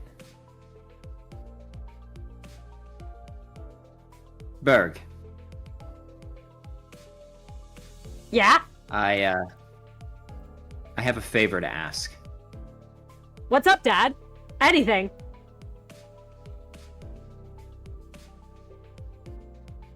Would you mind accompanying us on shore for a while? Birgh, looks around at his little siblings, and just sort of, like, lifts up, like, his arms to address them all and says, I'm gonna be away for a brief period to accompany my dad and Merru. Take care of the ship while I'm gone. Don't get into any trouble. And he looks back and says, yeah, I can do that. And he goes over to Brendan over here and he says, Brendan, watch over things while I'm gone. And Brendan's like, okay. As Birgh turns back and says, all right, things should be good here. This whole situation is still giving me an itch on the back of my skull. There's no way it was just a couple of soldatos, not a single member of senior management. Yeah, they were real pushovers, too.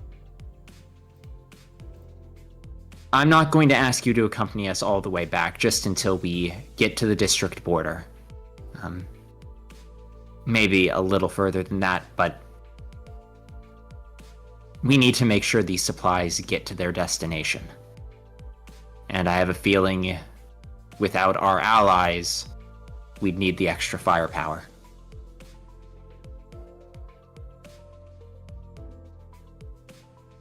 Birgh nods his head and says, I mean, I'm pretty sure I can handle whatever they throw at us. I'm pretty sure if there's anything I can't handle, that you should be able to. So. Prior nods his head. They want the supplies. There's no way it's a double bluff. Question is, did they want the supplies or did they want us? Well, Birgh kind of frowns at that. He's like, I thought they wanted the supplies, right? I mean, we got them back, so they might try to take them again, but actually, I don't know why the Fum would want our supplies. there's just something about all this that's doesn't quite make sense. But we can figure that out later. Come on, Birgh. We'll show you around the RV. Birgh looks very excited as he follows the two of you off the boat. He waves to his little siblings. And unless there's anything either of you would like to do on the boat before you disembark, he basically has told them to wait in the port area while he's gone. Make sure they know when you estimate that he'll be back around. And you all are able to return to the RV with Birgh, who looks very excited at being there. And I should ask, when you get back to the RV,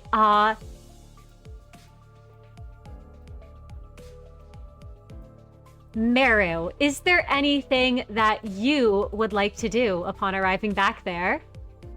Oh, I mean, of course. It's later in the day now, I'm sure. Feel like that getting there, doing all that stuff, coming back would have taken a decent bit of time. So Merru, obviously he's trying to figure out what tasks he wants to do, and why not have a slightly early dinner, you know?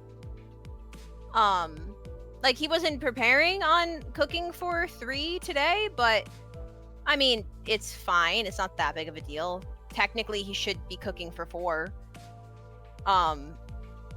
Before they were forced on the side mission. So, if he can, I mean, he'd like to get some cooking done. Yeah, he grabs his little apron. He's got an apron. He doesn't use it all the time because usually he's too busy to grab it. But when he has a moment, he'll change, grab an apron, and get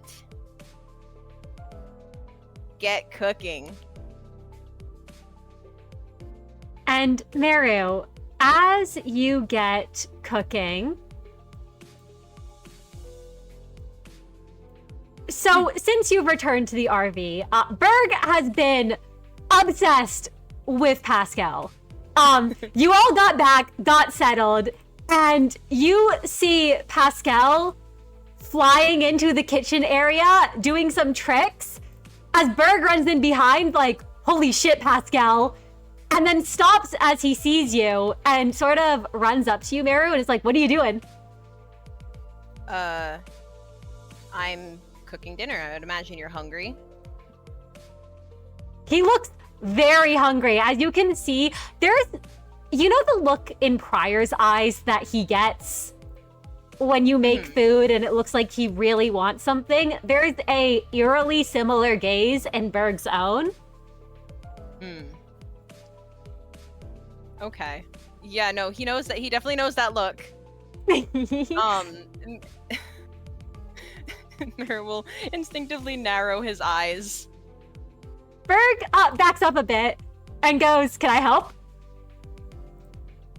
I mean, when Birgh asks him that question, I mean, his answer should be no. It should be no. Because, I mean, Kai never cooked with him. Kai would always prefer to just watch and talk with him. And Merru refused to give himself an unnecessary headache by trying to cook with Miix. And he did not trust that Prior wouldn't devour the ingredients the moment Merru turned his back. An accurate assessment. Yeah. Yeah, no, he does not trust. He knows better. But, I mean, he does remember the way, like, a much younger, like, much littler Birgh used to sometimes watch him cook street food from a distance when Merru and his pack would let him chill with them for a little bit when he was in the area. Merru never let him help. Merru didn't usually let people besides one or two specific people help back then. And he doesn't really know how to have an assistant, so he should just say no. And he goes to open his mouth to just tell Birgh to go watch Pascal or go sit with Prior or something. But like, weirdly, like, as he stares at Birgh a little more briefly, it's weird because this has not happened in I don't know how long. He remembers for a brief moment himself when he was younger, like as a little kid who, like, really excitedly would ask his mom on, like, rare nights that she actually was home and wasn't sleeping at her workplace if he could help her cook, just because he wanted to spend a little bit of time with her, and, like, be useful and important. And, like, it's a weird feeling to remember that, and he doesn't like remembering that. But I mean, to be honest, it is more pleasant than the other memories his brain has been supplying him lately. Because, you know, thinking about whenever he has a memory lately, it's been about the hole in Steph's chest, the murderous desire he swears he saw for a moment in Ange's eyes. Yuna now, from the communication device, and also he does unfortunately keep thinking about those cold words of how Vienna apparently hates him now. And that surely has not been helping him. So maybe if he leans into this a little bit, maybe that could distract him enough to get through the night pretty, like, normally. So, surprisingly, he'll turn his back on Birgh as he finishes tying his apron, and he just goes, sure, you can help if you can follow the rules. I only have 3, but if you break them twice, then you're kicked out. Got it? Got it. I'm pretty good at following rules. I mean, the middle's got all their stuff, so I think I can follow your free. Good. They're very easy. They're very simple. And as Merru goes further into the kitchen, he goes, so, obviously, like you said, you know that everywhere has their own rules. I mean, the back streets, the nests, the wings, the syndicates, the fixers. And more important than all of those, my kitchen. Like I said, I only have 3 rules. They're all important, so listen up, kid. And as he begins gathering the ingredients he needs, he begins to recite his very important rules. And he goes, rule number 1, do not get in my way or piss me off. Miix breaks this rule all the damn time. It sometimes feels like they're purposefully trying to rile me up. Ugh. That's rule number 1. Rule number 2, do not eat the food before it's ready unless I say you can, which I can almost guarantee I won't. If you do that, do not be surprised when you also break rule number 1, because that will piss me off, okay?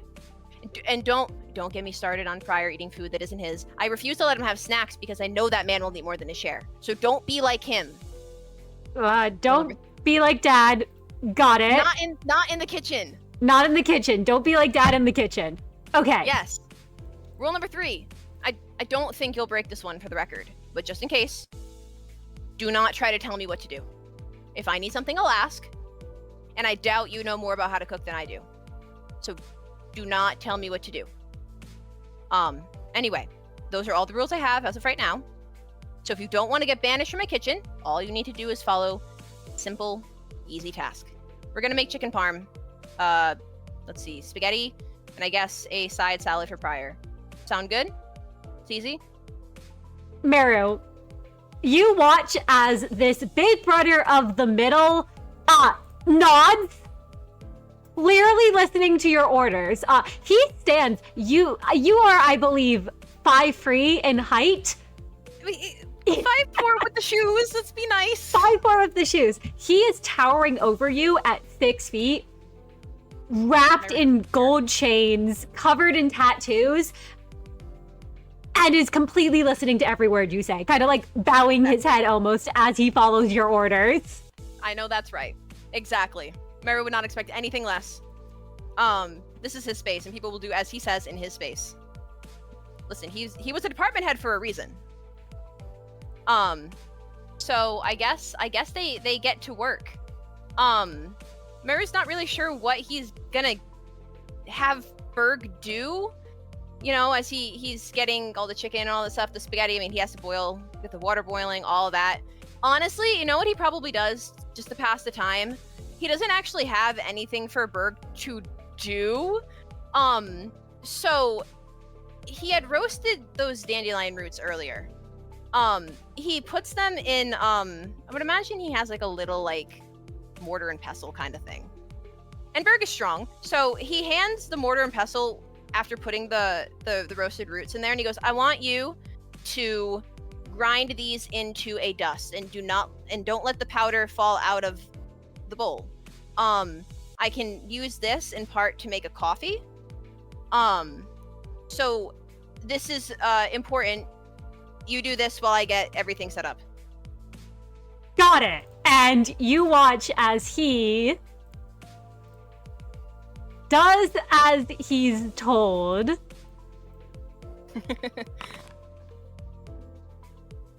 Oh?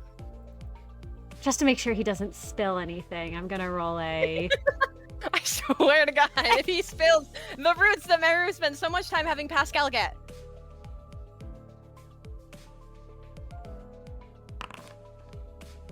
Alright, so with 5 successes, he's able to do as told at challenge 3. He does spill a couple of them with 2 successes at a challenge 3. That's okay.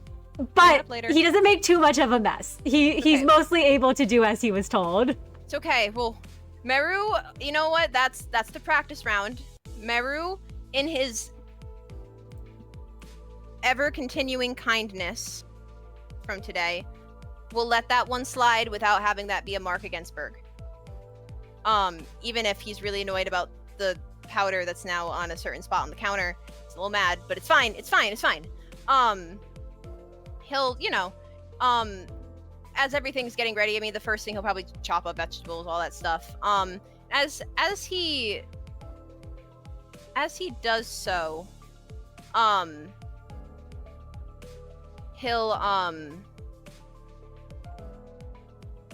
he'll think back on their conversation from before, and he's trying to figure out a good time to ask Birgh a little bit more about what they talked about on the boat. He's not sure if now is the right time or not.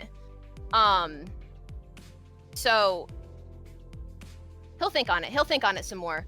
As he's chopping up some like tomatoes and peppers and stuff.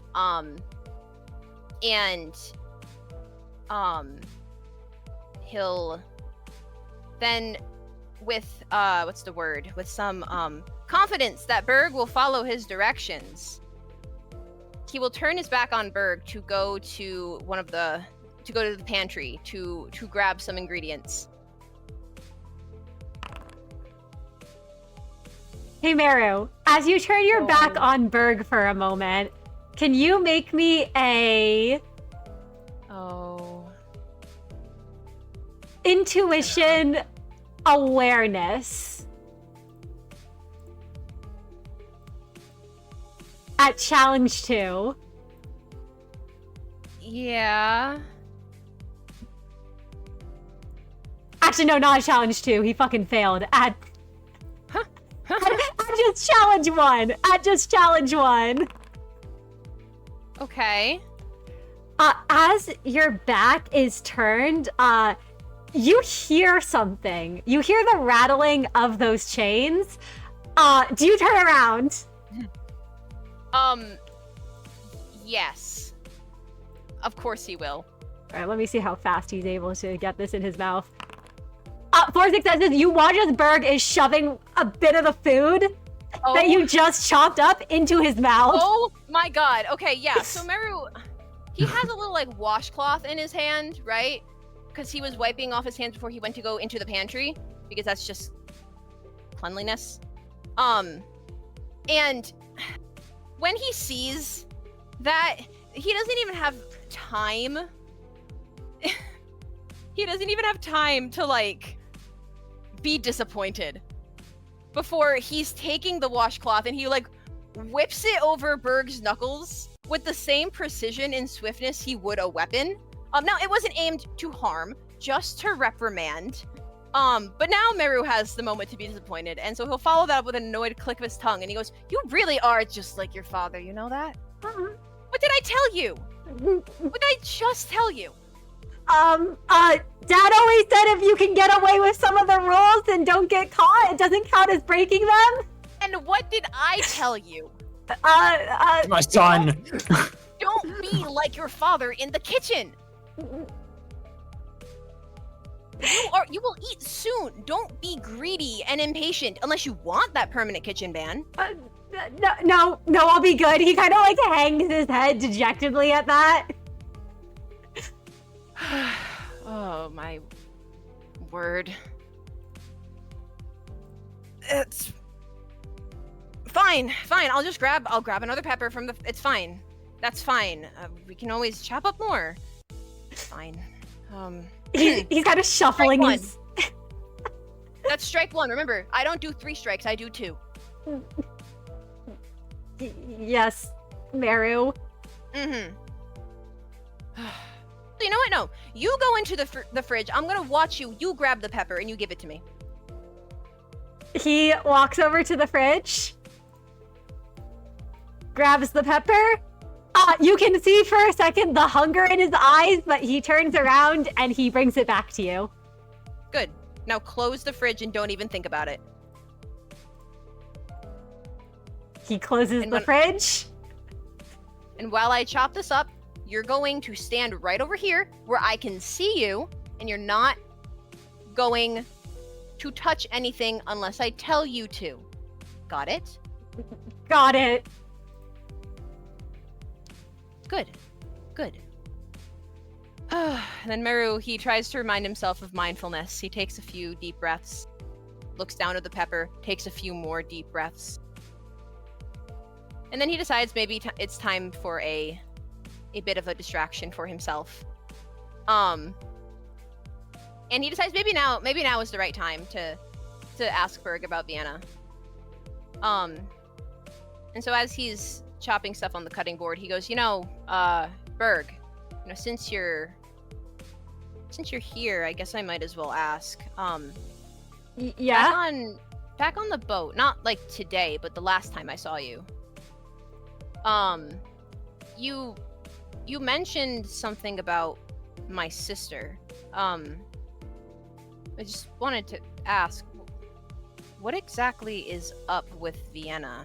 You're my only real lead that I have on finding out anything about her right now. Did you mention something about her having a girlfriend or something? Is that true? That.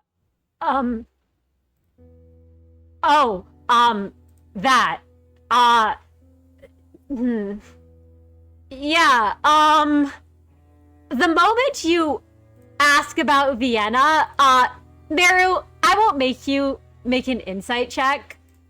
Your insight is not very good, but Birgh's even worse at hiding it, as he kind of looks down again in a similar manner he did when you scolded him for taking the food. And he goes, yeah, so, I mean, I know Vienna, I mean, I don't know much about your sister or, what she's up to. I mean, I know that, that she and Doc got together at some point. And I'm glad she makes Doc happy because, you know, Doc's someone important to me. Practically raised me more than Dad did at times. But your sister is, I mean, no offense. I know she's your sister, so Merru, you can tell that Birgh is trying not to say anything bad about your sister in front of you, but it's pretty clear from the look on his face that he doesn't like her very much. Yeah, listen, a lot of people don't. But she, you know, she makes Doc happy, and that's what's important. Even if I don't understand Doc's taste in women. Right. Interesting. And Merru, he pauses what he's doing for a moment and stares down at the counter, a bit confused now, and he goes, I mean, what about, you know, and then Merru will glance over at Birgh and raise his eyebrows, and when he goes, him, what's up with him? Zachary? Birgh looked confused at first when you said him, and the moment you say Zachary's name, his eyes kind of widen, and there's a flash of fear almost in his eyes, like a similar fear you saw to how he felt seeing Prior back at the boat, as he goes, oh, that butcher, it's complicated. I think they're still dating. I'm pretty sure. I mean, she's also dating Doc, and I think she should break up with that butcher.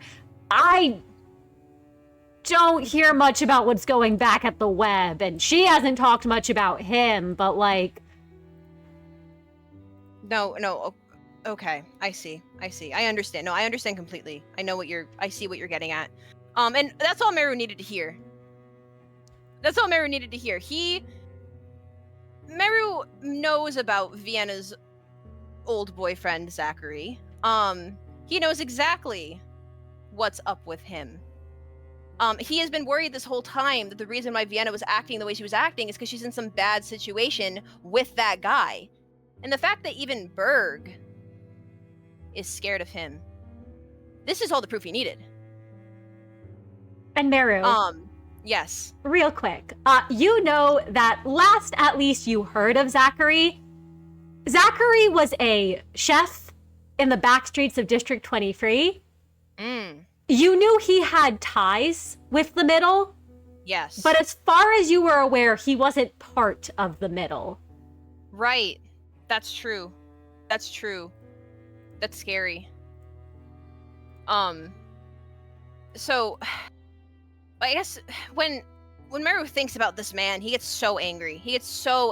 Thinking about him. Angry, scared, a bunch of things. And so he's like nodding his head now, and he goes, you know, you're exactly right, Birgh. You know, I was trying to tell her. I was trying to tell Vienna since the day she got with that guy that she needed to break up with him. He's bad news. I always knew he was bad news. She should have known better too, because he's the kind of person I was taught by her to avoid. It's weird. You know, it's weird. I don't know what's like gotten into her. It's from way back then until now, there's something. I mean, at least you know better than to trust someone like that, because he would like try to like sweet talk her sometimes, but he showed his true colors around me. But you're a smart kid, you know he's bad news. I just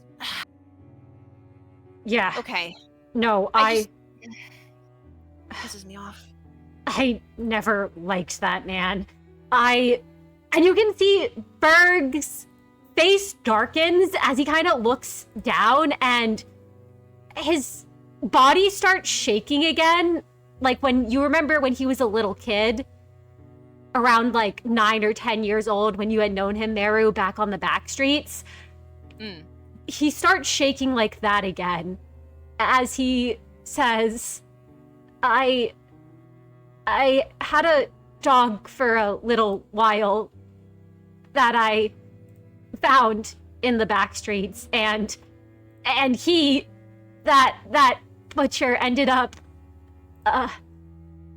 eating him, and Dad didn't do anything about it. I tried to throw a punch at him and ended up needing to be bailed out by Dad. He was really angry I was getting into fights I couldn't handle again. Of course, Prior didn't do shit about that. And Merru's, his expression darkens in a way that it doesn't normally. And he nods. He goes, I'm entirely not surprised that he would do something like that. I mean, of course I didn't know that you had a dog or anything like that. But I get it. He used to like force feed me raw meat sometimes. It was covered in sand, and I hate that. There are a few people I actually hate in this city. He was the first.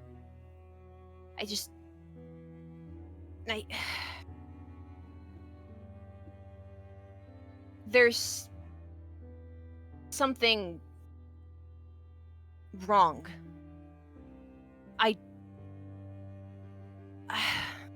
And he looks very, very conflicted. He tries to go back to his gathering of the ingredients and all of that. And his right hand also shakes a little bit for a moment until he takes another deep breath and calms himself, and he goes, do you know where anything about where Vienna is? I don't like what I'm hearing. I mean, I don't really talk to her aside from when I have to, so I'm not really in contact with her often. I mean, I know she's working under Big Sister Mary back in District 23. And Merru, I will let you know real quick, you have no idea who that person is. You don't recognize that name at all. No clue. And whenever Big Sis Mary has some important business to share with him and with us, it's it's not often that she calls upon me, but she usually sends Vienna to be the messenger. I've got no clue where Vienna is now. I mean, last I saw her was actually right before all of you showed up at L Corp. I saw her there because she was on business from, Big Sis, and Rennie was with her too. Doc was there too. Maybe she's with Doc right now? Maybe she's back at the web? I'm not really sure where she goes. Probably with that man. And you can tell there's like another darkening in his eyes at the mention of Zachary. Yeah. Merru is very concerned, as if he didn't have enough things to be concerned about. Because he keeps hearing things about Vienna that don't sound like her. And he should know her best. He is her brother.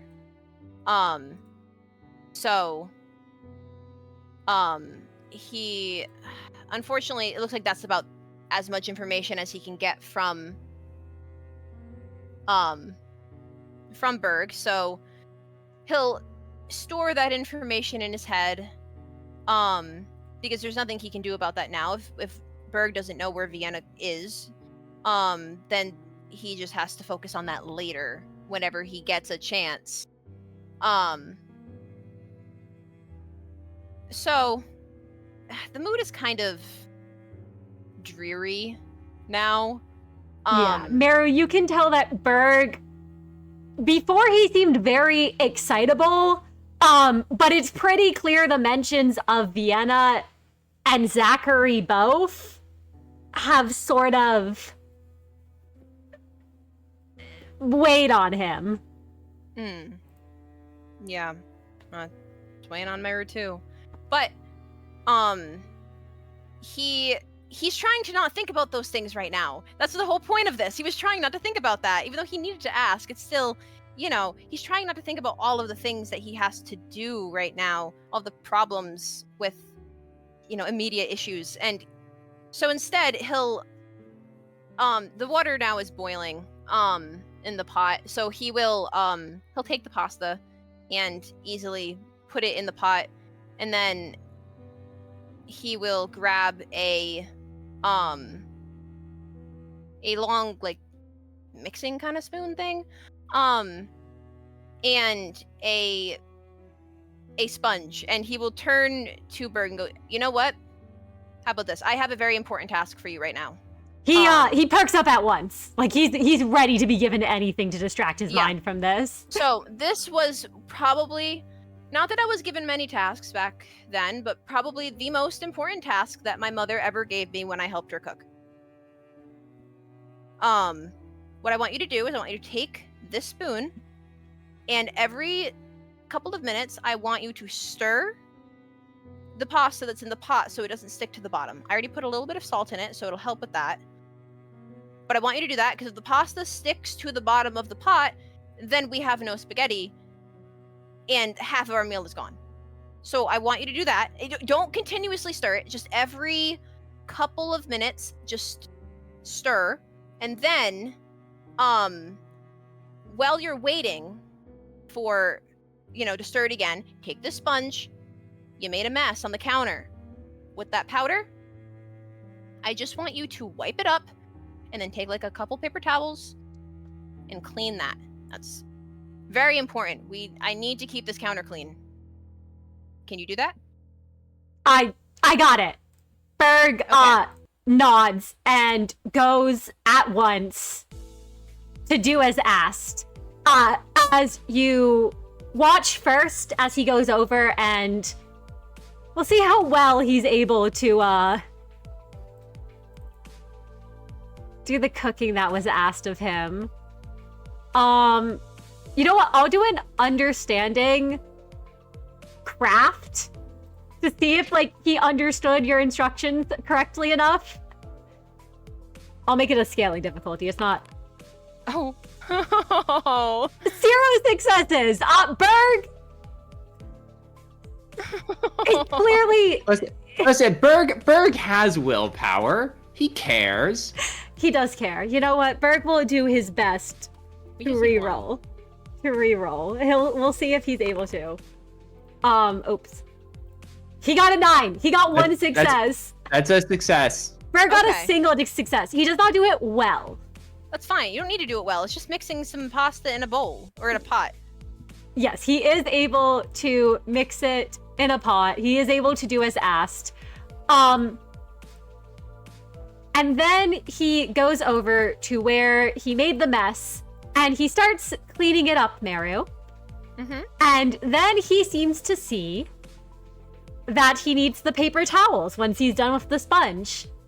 And you watch as Birgh walks over and don't do it. He starts grabbing paper towels, At first he grabs, you watch him taking them off the roll, and he pulls the paper towels, and it looks like where you're supposed to, take your paper towel and go, and he keeps pulling the paper towels. And pulling them. No. Okay. And the roll is still unfolding as he keeps grabbing more and more paper towels. Oh my god. No. Merru, he had opened up the oven to check on the chicken. He looks over because he keeps hearing the paper towel thing, and he looks over and goes, Birgh, what are you doing? I'm grabbing the paper towels. No. Stop. What did I tell you? Don't eat the food?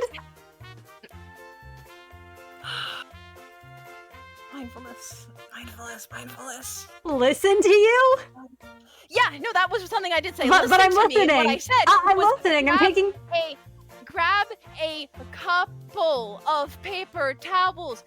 How much is a couple? Well, I mean, I need all these towels, right? And they're here, so is there a reason to not take them? No, we are not doing this. I'm not doing this again with another person. You only need 2, max. Sometimes I even just do 1. You just need 2. It's a small little thing you spill. It's not that much. You just need 2 paper towels, and you wipe it up, and you fold it, and then you take the dry part, and you wipe it again, and you're done. That's all you need to do. What is up with you guys and the towels? He kind of blinks at that, and he's like, you mean Dad? Yeah, Dad always taught me, just take whatever you need, right? No. That's not what I'm taking what I need. Listen to me. What I am teaching you in my kitchen is you do what I say. And what I said was take a couple. Take a couple. Oh my god. And Merru, he will turn around and he will yell out. He goes, Prior, what on earth were you teaching this kid? I swear to God. From outside the RV where Prior is working on the engine, you hear a call back. Son, what are you doing? I'm just taking paper towels. Merru told me. He's trying to take the entire roll of paper towels when I said take a couple, 2. Why did you want to take the whole roll, son? Well, I mean, I needed the towels, so I figured I should use all the towels that I need. Holy shit. Merru. What? Merru, he said he needs all the towels. And I'm saying he doesn't. Are you saying that I don't know what I'm talking about in my own kitchen? Birgh, listen to Merru. Thank you. Okay, Dad. Birgh kind of hangs his head. That's my boy. Don't worry, he's just being hard on you. Thanks, Dad. Merru, be nice to my son. Do whatever I want to do. Rule number 3 of my kitchen, don't tell me what to do. I'm not in your kitchen, am I, Merru? Well, I'm in the kitchen. And that's what matters. All right, Birgh. Yeah? Listen to Merru when you're in his kitchen. Okay, Dad. I'll listen to him when I'm in his kitchen. All right, he'll listen to you when he's in your kitchen. Well, that won't be a problem anymore. Birgh, you are banished. Well, I'm banished. You broke 2 rules. What did I say? If you were listening to me, what did I say? I don't do 3, I do 2. You break 2 rules, you're out. Okay. You're banished. If you want to be so much like your father, go and help him. He kind of looks very sad. He looks up at Pascal, who's been doing flips, and kind of beeps dejectedly when it realizes no one is paying attention to it. When I'm done cooking, I will let you know, and then we can all eat. But as of today, you are banished from my kitchen. Out. Banish my son, Merru. He's banished, and you will be too, if you keep talking. Pascal, override code Delta 32. What does that even mean? Pascal beeps. And turns around. Get the pasta, Pascal, quick! No, Pascal? No. Pascal beeps again, flies back and forth, and I'm gonna turn on something real quick because I think it would be funny. Yeah, see how you like it, Merru. Prior, you Birgh, sunglasses on. you hear and the noise of a whirring sound as Birgh says, "Wait, why?" And Pascal goes to flash both you and Birgh Prior 2 times. Oh my god. Am I allowed to do what I did before and see Oh, if I yeah, can roll you're with the fine. Justicia? Yeah, no, you don't need to put on Justicia, Merru. It's going outside. Oh, it was just for Birgh? Yeah, it's just for Birgh and Prior. Prior, you do know it's coming this time, so you can Pascal. make me a wits composure, or not wits composure. Oh, Oops, excellent. that's the old. Yeah, Prior was looking through the window. He was like, I figured out the code Merru used to get the flashlight. And it has immediately backfired. Okay.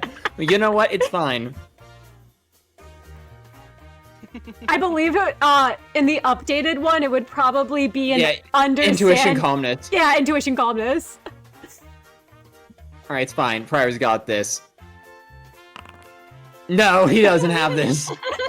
And make a second roll. It flashed twice. 2 successes on the first one, fails. Okay, you're ready for the second one. So, the first time it flashes... Wait, I have a question. Yes, what's up? Didn't Pascal's flash become a difficulty 5? You're right. It did become a difficulty 5. It did become a challenge 5 because Yuna upgraded the drone.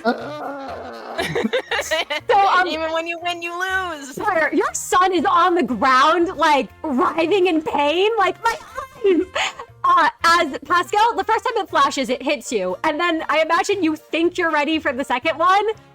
Yeah, no, the first one flashes, and he hears Birgh hit, and he goes, "Son!" And he, like, comes into the room, not expecting the second one. The second he opens the door, and he just drops on the floor beside Birgh.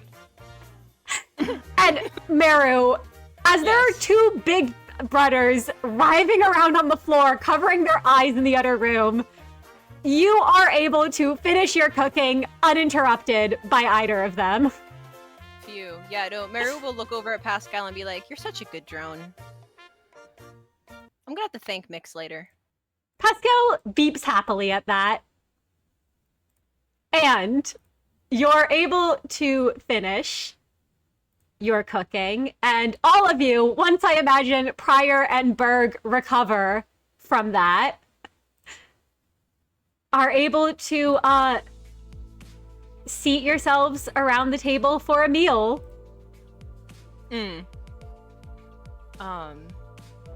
Yeah, no, once Merru's done, he'll get everything together. Much calmer now that he's by himself. And he will bring in 2 plates of chicken parm, spaghetti, and salad. Well, that one's for Birgh. The one without the chicken parm is for Prior. He just gets extra salad. Merru, he doesn't get a plate for himself. But he will give them their plates, give them a drink. He's not sure actually. He'll ask, he'll like, "Birgh, do you want like what do you want to drink? Like water, juice? I mean, I think we have some alcohol or something." We do? Birgh's eyes kind of light up at that, and he looks very excited.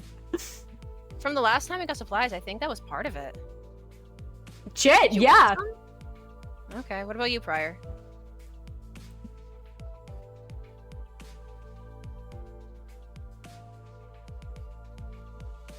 Prior? Prior's thinking. Prior's quiet for a minute, and he goes, "What the hell? One drink isn't gonna hurt me." All right, well, I'll bring what we have in, and you can decide what you want. Hold on, I'll also get my own stash. You have your own stash? Yeah. I keep a little alcohol for whenever we were to accomplish something big, so that we'd always have a little bit. You're not the only one who stores things away for a rainy day. Fine. Were you drinking alone? I don't remember you having any of that.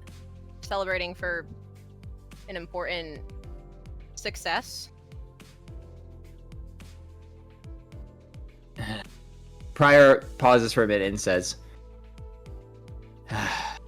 I busted it out only once, and that was when Kai finally found his feet under him as his own person. Merru, he goes to nod, but then remembers his conversation from before with Kai, and instead just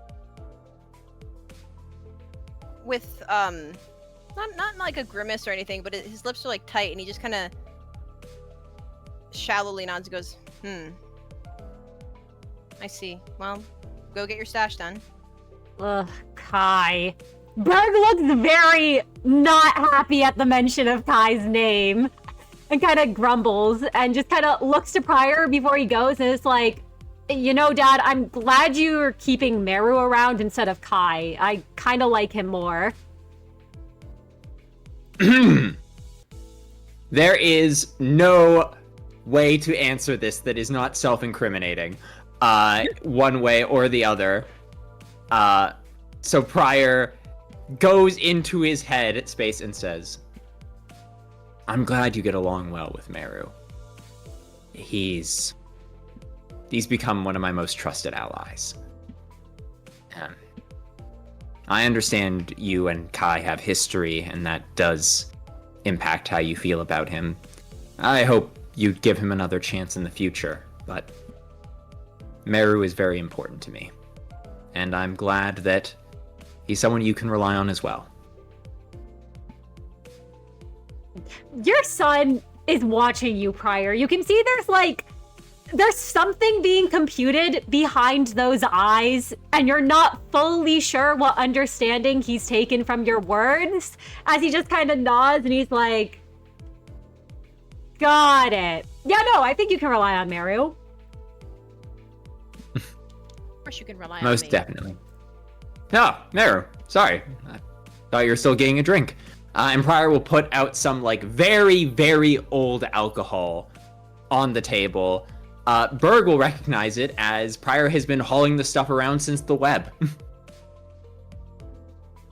Birgh's eyes kind of wide. He's like, oh shit, that's the stuff from the web? Is the old stuff. You never let me drink that stuff.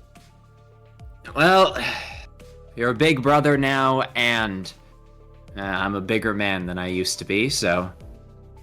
Well, just a glass of this stuff, though, anymore, and you're gonna be out of it for days.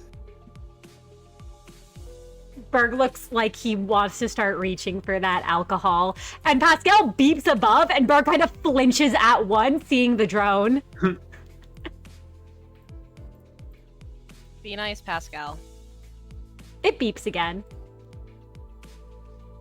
Well, Merru will grab whatever they have in the stored away in the RV. And he'll grab some glasses, of course, to go along with it. And I guess when he comes back, he'll take a seat. He'll pour himself a drink, even though he's not eating anything. And he'll just be like, well, there's a word to say when people start eating. I don't remember what it is, but enjoy. Birgh's pretty much already started eating. The moment you put the food down, Merru. Look, that's fine. Prior lifts up his drink. Bite. What? Bite. It's an old cheers for when you're drinking. I don't know where it came from, but it's old. You said bite? Older than me. Yeah, bite. Okay. Bite. Bite! And you look him in the eyes. Well, I guess you can't do that. It's proper ways to cheer someone. Bite? It's an acknowledgement. Bite, son! And he'll tap his drink against Birgh's, looking Birgh in the eye before he downs the entire glass in a single, in a single gesture. Birgh sees you do that and does the same. Oh, you shouldn't have done that, son. It's alright, it's gonna hit you in 5 to 10 minutes. Just maybe go a little slow. Okay. I I'm gonna have him roll real quick his endurance physique to see how. I don't know if that would be what to roll for alcohol tolerance. Endurance probably something. stamina plus calmness or something. Oh yeah, no, endurance calmness makes so much sense. All right, we'll do it. We'll do it. I'll just make it a scaling difficulty to see. All right, 4 successes. Yeah, he can hold it. He can hold his alcohol.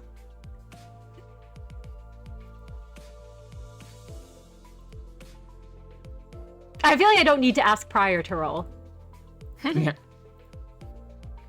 It would take a lot of alcohol. Not because Prior may not be even as endurable as Birgh is, but he's been drinking for a very long time.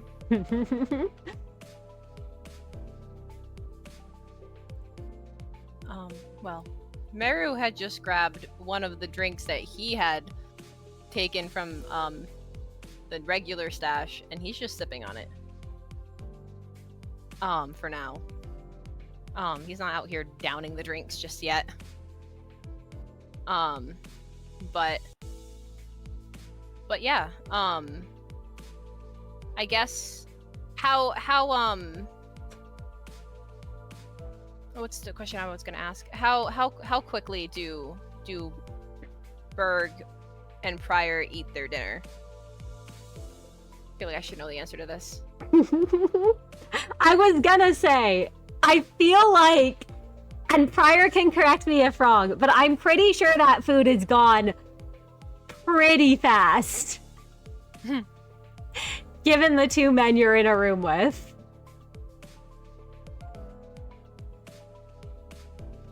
Yeah. Like, by the time Merru looks back at the plates, they're just gone. Oh. Like, Prior in... Like, he slowed down when he was eating at first so that Birgh wouldn't try and mimic him, and then the second, like, Birgh took his eyes off his plate, Prior just, like, wolfed it down. And Prior is slugging back his drinks. You've never seen Prior drunk, and you assume it probably has something to do with Neo, but he seems to still believe that he can be. You're also well aware of the fact that it's not as strong as it used to be. But Prior finishes off his food, and he folds his arms, knowing he's not getting more, and goes to pour himself another drink. Birgh's also staring sadly down at his now empty plate. Well, Merru will wait until he casually, like slowly finishes his own drink, and then he'll put the glass down and stand up and say, "All right, give me your plates. Gotta bring it to the kitchen." All right, Birgh, what do we say to Merru? Thanks, Merru. Mm-hmm. Thank you, Merru. And Prior will hand the plate over to Merru.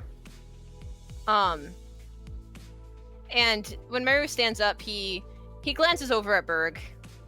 Out of curiosity, how sad does Birgh look? Birgh looks very sad, Merru. He's kind of like hanging his head. It reminds you a lot of like when you grew up in the backstreets. I imagine there were times, Merru, where you were able to find food that some of the younger kids couldn't.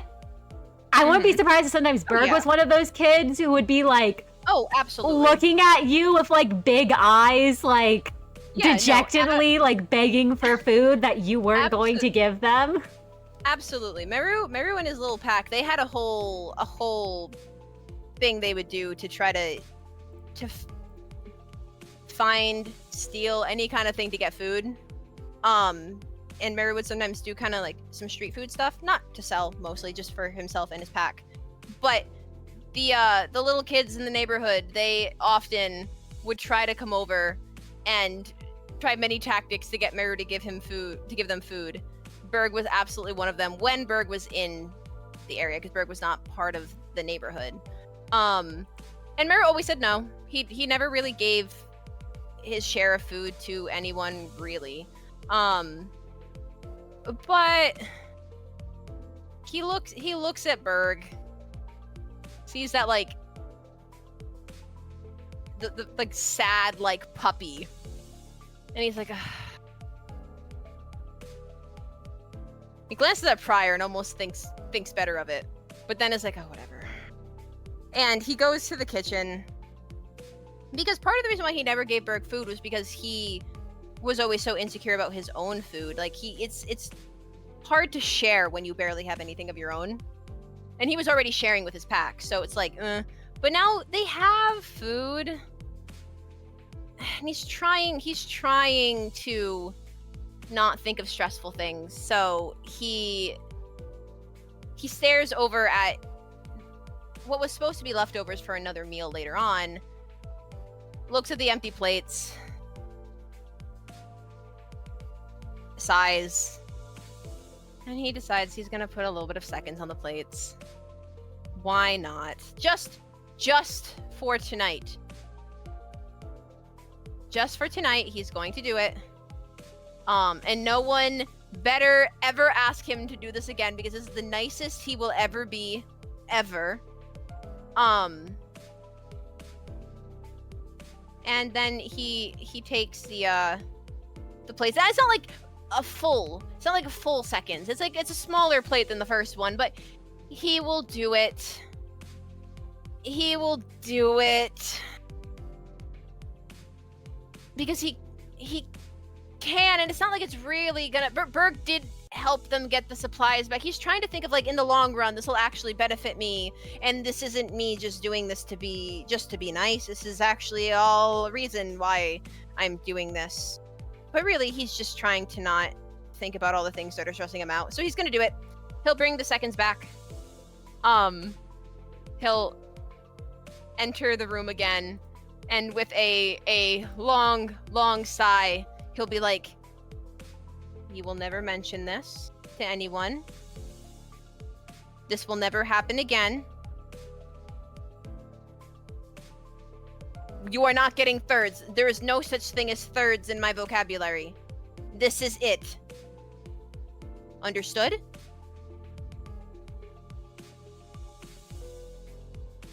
Something magical is happening. Birgh's face is completely lit up. He looks so excited. Yes, absolutely, Merru. This is a celebration of a job well done and a completely one-time affair. And Prior's trying not to salivate. He closes his lips and you hear him swallow. Birgh is not as good at hiding it. Birgh looks like he's about to reach over for the food.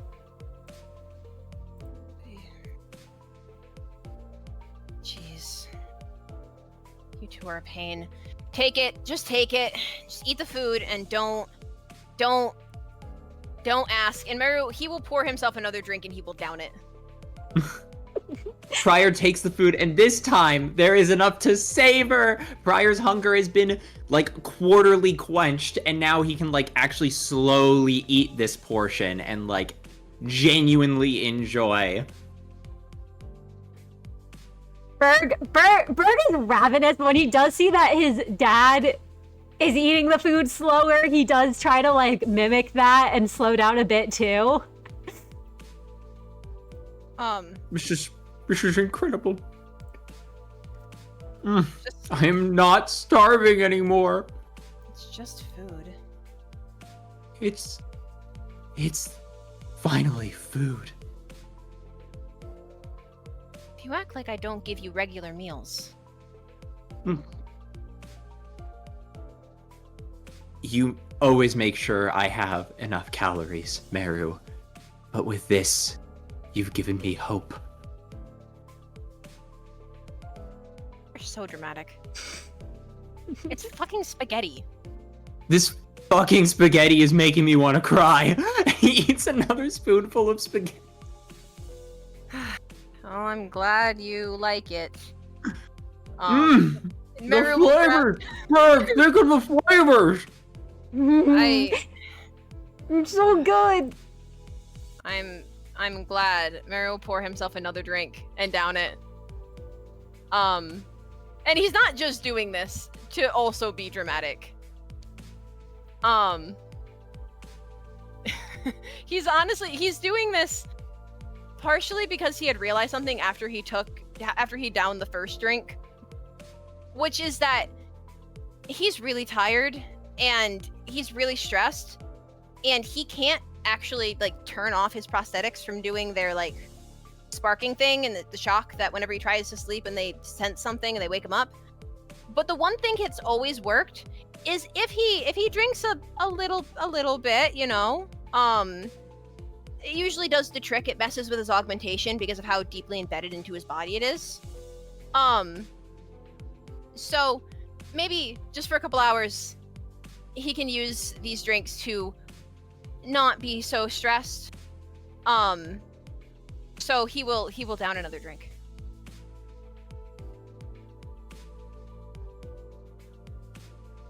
Hey, Merru. Prior.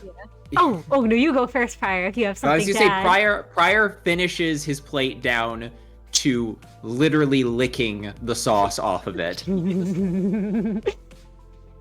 And then he joins Merru in having a couple drinks.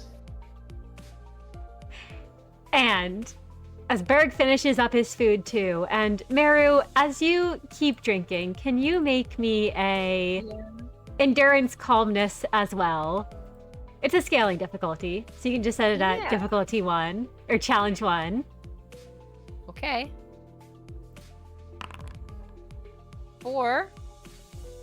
All right, you're able to hold it fairly well. I imagine as you keep drinking more throughout the night. Okay. See, he's trying. Merru is trying. I will be outright. He's trying to get drunk. Absolutely. If you're aiming to get drunk, then it probably takes. He's trying because it's the only thing that makes the prosthetic stop working, and it's usually a bad thing. Like usually you don't want your prosthetic like augmentations to stop working and to like mess up, but it's the only thing that will actually give him any relief from the constant shocking that has not made him able to sleep or like relax. Absolutely. Then I will say that you are able to keep drinking until you start to feel them loosen. Excellent. That's all he wanted. He's so... Finally, he feels like a little actually relaxed. Which he has not felt in a very long time because these prosthetics have been acting like this for a long time. It's a little trick he learned back when he was alone in the back streets, that if he had a safe night where like he knew where he was going to be sleeping and there was a lot on his mind and a lot of issues with his prosthetics, he would, if he could find some alcohol, he would just do that. It's not the greatest tactic, but it works. But I will I will say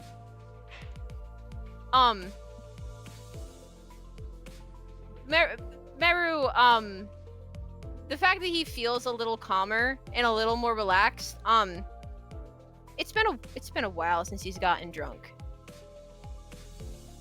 And so I think at one point his he's kind of like swirling one of his drinks and he's kind of been staring at it for a solid 5 minutes. Not sure if Prior and Birgh are talking at all. But if they are, he will interrupt them. I imagine they probably have been. Like, yeah. You've all probably been, as the night goes on, just discussing things, catching up. Yeah. Yeah, no, Merru, he will cut off whatever the conversation is and he'll go, "Hey, Prior. Oh. Did Yes, Merru? Have I ever told you how I met Birgh?" I don't think I've ever heard this story, actually. I didn't even know the two of you knew each other until Oh, we go way everything back. went down. We go way back. Wait, did I never mention? Well, you might have, and maybe I just was distracted back then. Why don't you tell me the full story, Merru? The full story. Wait. Yeah. Birgh kind of looks panicked as you say that. It's like, what? And Merru, he actually, surprisingly, I'm trying to think, has Merru ever laughed around Prior before? Maybe, like, the only thing I can think of is maybe when they were at the beach. Yeah. And it may have happened a little bit at the beach. It's almost like that, but it's even more, like, actually relaxed. And he kind of laughs a little and he goes, okay. Well, it was way back when. I mean, he was like some like little like twerpy little kid. Like around shut up. It was around the age of like the kids in my neighborhood who I watched over. Prior, did I tell you I was in the neighborhood watch? Did I ever tell you that? Prior is deeply amused.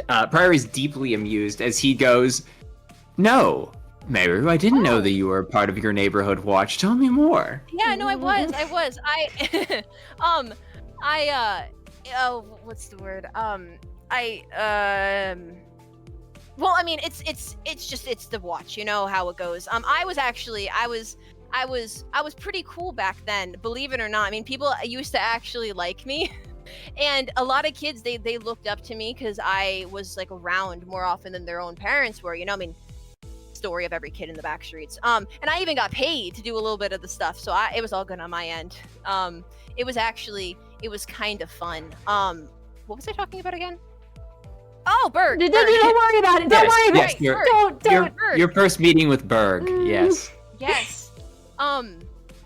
He was what my pack liked to call an out-of-network kid, because he was from another neighborhood, right? So I didn't see him all too often because of that, but I think the first time I met him, I was ways away from home. There was some kind of it's like an office raid or something that happened. There was like a shit ton of shrapnel and debris. It was kind of crazy.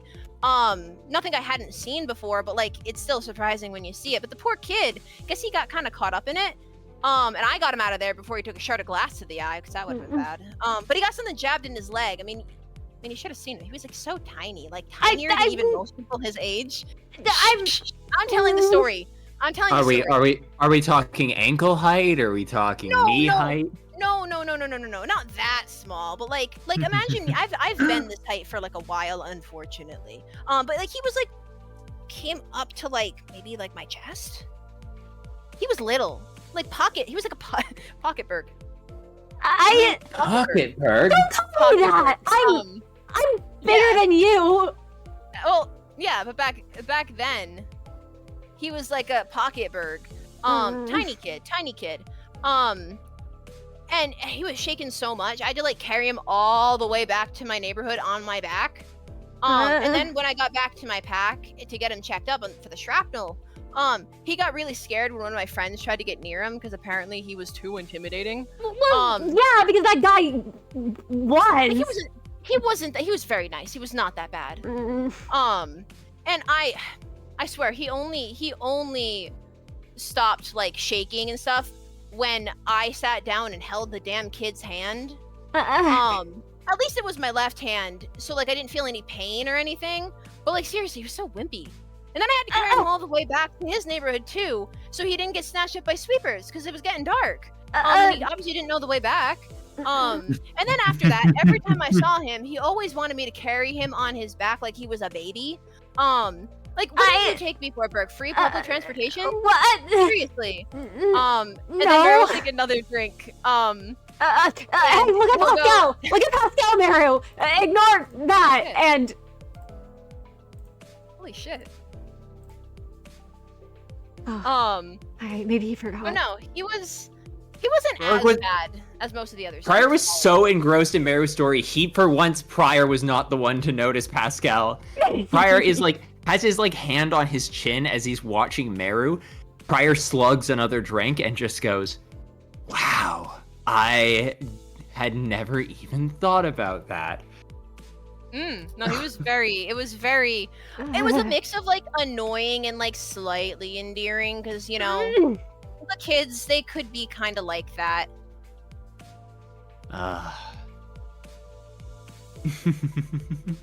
Prior is actually laughing, and that's also rather rare. I mean, you've heard Prior laugh before, but there's a rather beautiful little chuckle under his breath. And then he pauses and he leans in and he goes, tell me, Merru, I gotta ask, what was it like being neighborhood watch? Oh, it was I mean, Merru, he'll stare at his like half drink glass and go, I mean, it wasn't bad. It was probably one of the better times of my life. It's kind of like, how do I put it? When the people in the neighborhood, if they couldn't afford to pay a syndicate or a fixer to take care of them, we kind of just decided among ourselves that we were going to watch out for each other.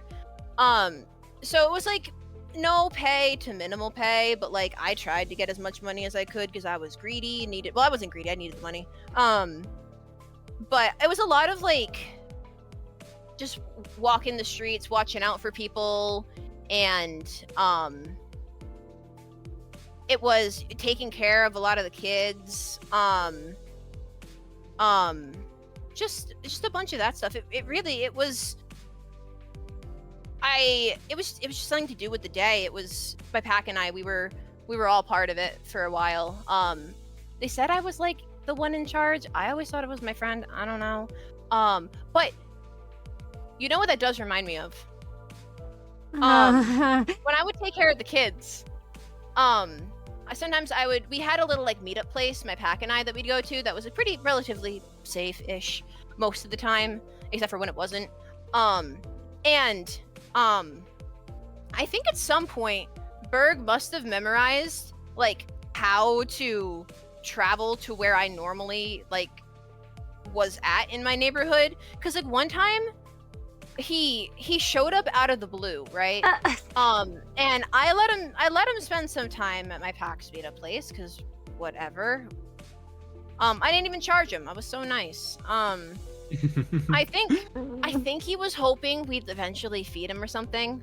Because I mean, he wasn't the loudest kid in the world, but he still made it known that he was here for a purpose. Not as bad as the other kids. Some of the kids, they would walk right up to me and say, "Feed me, Merru," and I would say, "Hell no," and I'd shoo them. But no, he was there, and he was being. While I was cooking, I realized that he'd gotten a little too quiet, you know? So I look over, and the kid, he's practically, what's the word? Hyperventilate? You know that word. He was breathing really, really hard and looked scared. And you want to know why he was scared? I don't think Dad wants to know why. No, I think he does. You want to know, right, Prior? I would love nothing more than to know. Right. So, Merru, he leans in and he puts a hand on Prior's arm and he goes, "Birgh got a fucking rock stuck in his ear." His ear. How do you even do that? So I'm just like, imagine being me. Like, I'm just staring. He looks like he's gonna pass out, and then he looks at me and he has like the same eyes he was giving me when he wanted seconds, and he goes, Is this rock gonna dig into my head and kill me? And I'm like, kid, what? I don't sound like that. I doubt. Yes, you did. That was me doing you favors, by the way. Like, I doubt the rock jumped into your ear on its own. Like, you put it in there. I don't remember what I said after that, but like the point is, like, we eventually got the rock out, but it was like so dumb. This is the shit I've been dealing with since day one. That's why I get frustrated with all of you guys, because since day one, I've been dealing with people like that. And I mean, I guess when I was little, I could be dumb too, but I never stuck rocks in my ears and got worried they'd come to life. I've heard rumors about scary things out in the outskirts. I thought, I don't know. Were we in the outskirts? No, we were in District 23. Rocks don't come to life, especially ones you pick up and put in your own ear. He was absolutely mortified. He's like, his entire face is flushed red right now.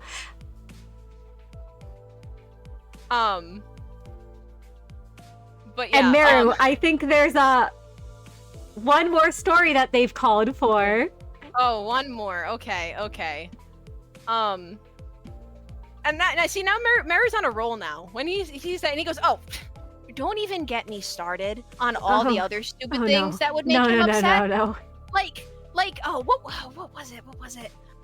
Admittedly, this one girl was really mean. I will say she was actually kind of mean, and she was really annoying, and I only took care of her because I got paid for it. But I honestly, like, between you and me, Prior, I think it was one of those, like, I'll be mean to the kid I have a crush on types. You know the type? Wait, she had a crush on me? Well, she was always asking you when you were gonna come back, whenever you weren't around. So, like, I think so. It was one of those kids. Annoying, but, like, I think that's what she was doing. Did I fumble? I don't... To be honest with you, Birgh, I don't think you would have wanted to get with her. She was nasty. Do you not remember? You know, let me remind you about what she said. So one time things were normal while I was like out on, like, I called it patrol to sound fancy. It was patrol. I was out on patrol.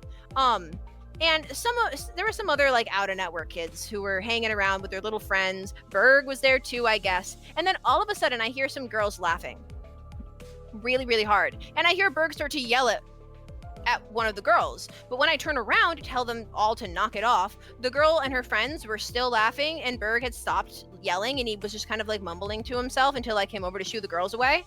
And then Birgh, for some reason, even though the girls were gone, he hides behind me and, like, grabs on to, like, I used to wear this, like, I don't know, call it like there's a word for it. It's like a kind of like a jacket, kind of. It was, like, really long.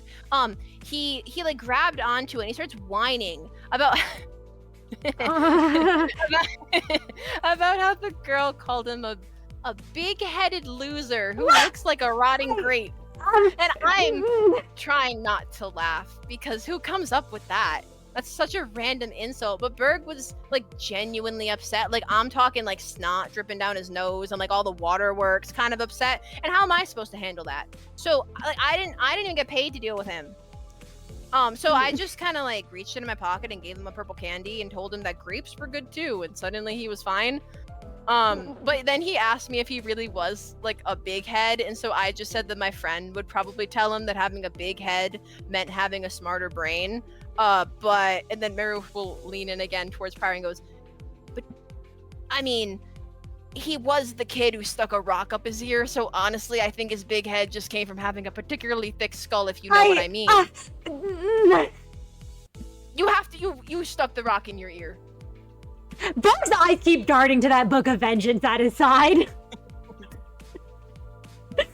But no, despite all of that, he was a good kid. I'm just being mean. Prior's he was a good kid.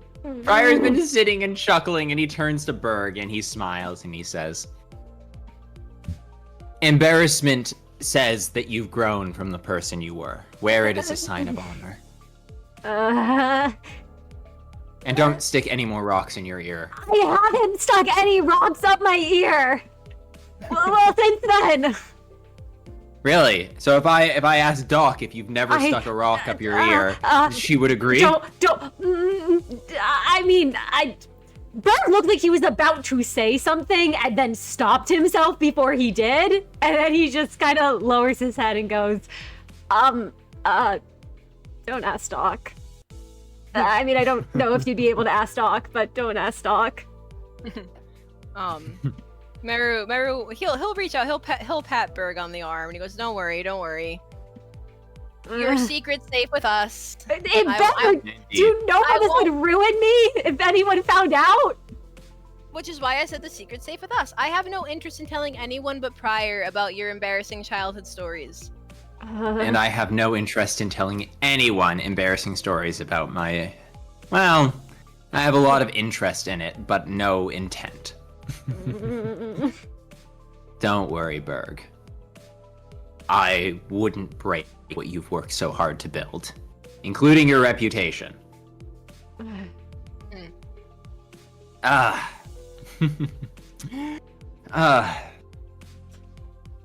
makes sense, though. I remember when you first came into the web for the first time. A lot of people who come in there have already given up. You had such defiance in your eyes still. That's what drew me to you. I wish I had been kinder, but I'm very glad I picked you. I couldn't have asked for a better legacy. His eyes are shining at that as he hears that, and he looks up. He's still completely face flushed, looking mortified from all the stories Merru has shared about the child he was back in the back streets. But hearing that, Prior, you see that hope on his face as he just says, I've been doing my best to make you proud, Dad. You have. I'm surprised you didn't... No. I'm just surprised you stuck with Birgh. It was the name you gave me.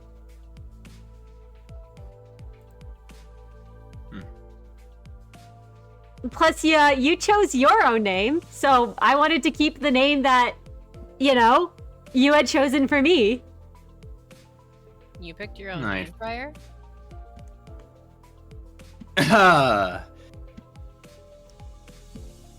I was not born Prior, no, but... Okay. Cool. And you can He looks at Birgh and he says, I will fucking kill you if you tell Merru what my name used to be. Birgh stiffens and there's a brief flash of fear in his eyes, and he's just like, I wasn't planning to say anything about that. Prior, lets out an entire full body sigh and he goes,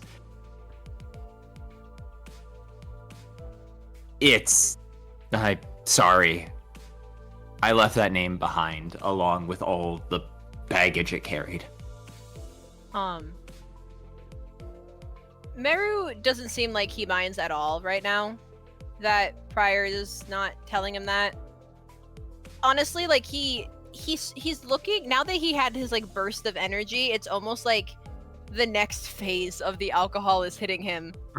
And he's kind of he has his head kind of leaned on his the palm of his hand as he's leaned in towards Prior, and he goes, that's fine. I don't really care. I mean, you're Prior to me, so I don't really give a fuck. And then he promptly falls face forward into his arms and passes out. Hold on.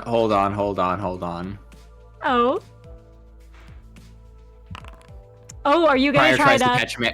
Yeah, Prior tries to catch Merru before he slumps into his own arms. I would say 3 successes is enough to catch Merru. I'd probably set it at 2 or 3. So yeah, 3 successes, you're able to catch Merru in your arms. Easy. I mean, lasted pretty good for drinking with a couple of big brothers. Yeah, no, he did. I'm kind of surprised. Birgh's looking over at Merru, kind of concerned. Sarah just pokes him a little. Alright, don't worry, I've got you. And Prior scoops Merru up in his arms and he goes, let's get him to his hammock, shall we? Birgh nods and helps carry Merru over to one of the beds. Which one's his? That's the one in the bathroom. Merru's still sleeping in the bathroom even when everyone's gone, right? Yeah, no, Merru sleeps, basically he sleeps in a bathtub that has nothing in it. Yes. You can put him in there if you'd like. Prior goes and he stops and he goes, let's just put him in a bed. I was gonna say... I'm sure he'll prefer to wake up somewhere a little softer. I'm kind of surprised you care to, I mean, I'm used to you just, dumping people places after you're done with them.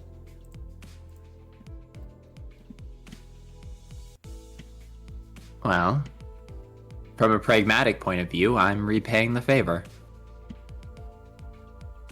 He's done a lot for me. I don't mind doing the same for him. And from my other viewpoint... Hold on, let me tuck him in real quick. And once Prior has Merru gently laid down and tucked into bed, Prior shuts the lights off, closes the little door, and then leans against the wall. He sighs. Things are a lot different for me than they used to be, and now that it's just the two of us, I think it's a good time to talk about it. Birgh looks to you, Prior, and kind of nods and is like, yeah, I figure a lot's happened.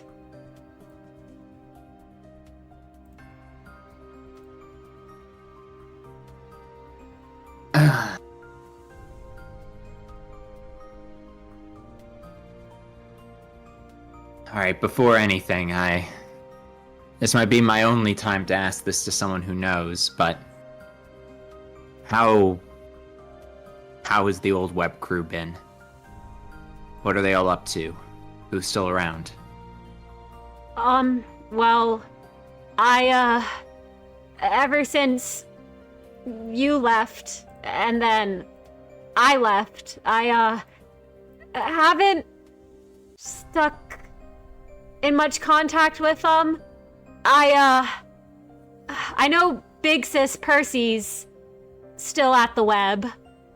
Oh, right, shit, you probably don't know that she and Mary, they're both... She made Big Sibling too. Yeah, both her and Mary did. From the walls of Dongyuang all the way to Big Sibling of the Middle. She's come a long way. She really seems to have. I haven't heard much from her since leaving, but she's working with some man now. And Prior, you can tell it's not so much hesitant as concerned look on Birgh's face. Like, he has given you the information he knows about this man, and it is very clear he does not like him. I don't really know much about him. She hasn't, I mean, like I said, we haven't talked much. She hasn't said much about him either. I don't... He kind of looks around and moves a bit closer and lowers his voice and says, I don't trust him. Or him being at the web. This, outsider. Would be sensible considering, well, what I expected you to do in my absence. I don't blame you, by the way. You were always meant to fulfill your role while I was still there. I didn't expect you to keep doing it while I was gone. Birgh Do you kind think of... he plans on... Oh, go ahead. No, Birgh just kind of shuffles his feet at that, and... Prior, what do you ask him?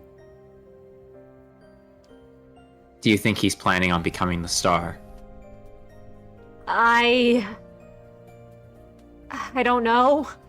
I do know that when I don't hear from Big Sis Mary often, but when I do, it's usually about something important.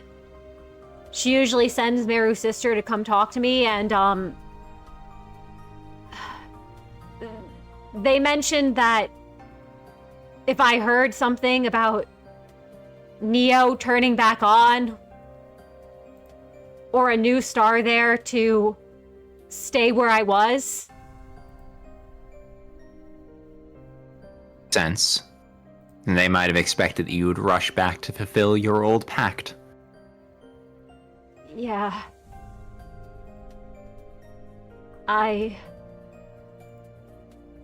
So despite everything I did, they plan on turning Neo back on and letting the cycle begin anew. I mean, I don't know that for sure. I do know that,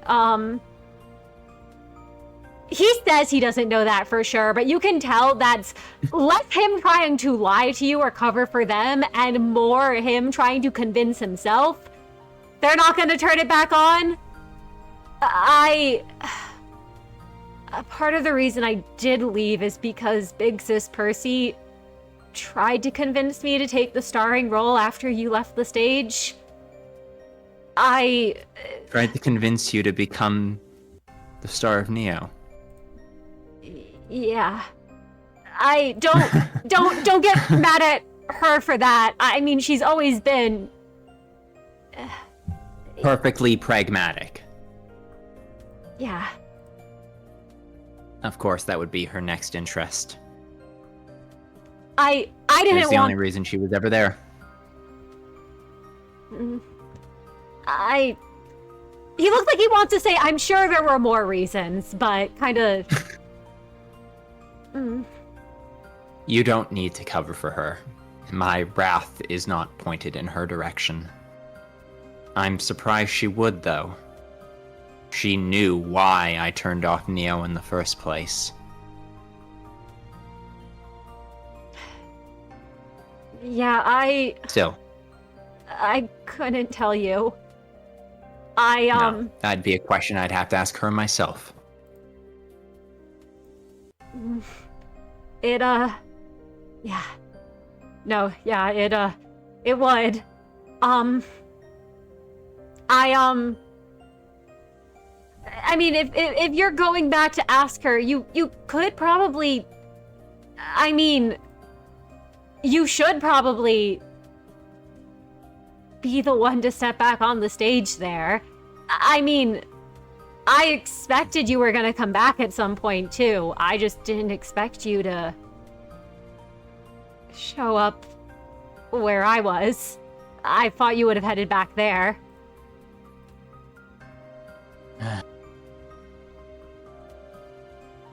Yeah.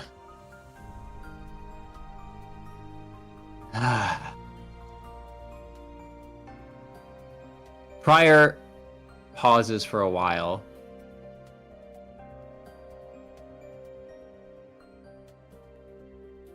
There's a lot of reasons I came to you first. One of them was Doc. Oh? Do you know what she's up to? I haven't really seen Doc in a while. And, Prior, do you want to make me a... Let me roll something real quick. Don't worry about it. Do you want to make me a intuition insight or understanding insight check? I'll make an understanding insight. I'll try and push it. All right, challenge Prior 3. does care. Challenge 3, not challenge 30. Well, I'll try and see if I can. No? Birgh has him fooled. Birgh, Prior nods his head and goes, well, you should know that Doc made an attempt on my life. Shit. And he does look genuinely surprised at that. Like, his eyes kind of widen, and then he just kind of hangs his head and he's like, I had a feeling it'd, be inevitable. You two were gonna fight if you saw each other again. I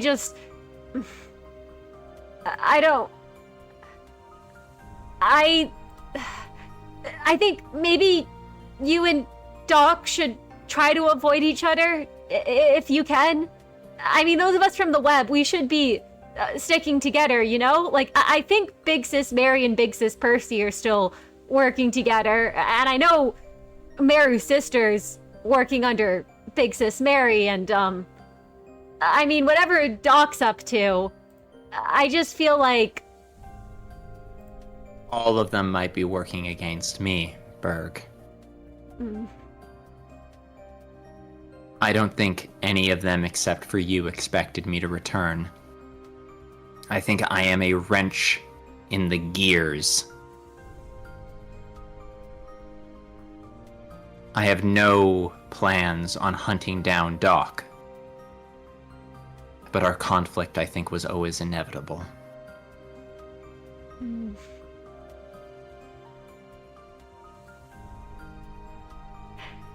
He looks like he wants to say something to that, but you can see that he knows that's true. As he just kind of hangs his head and he's like, yeah, Things can't go back to the way they were, Birgh. I can't rebuild the web. I can't bring together the web folk again. I am so glad I was able to reach out to you and your help. But I need to change. I need to change from the past so that I don't repeat it.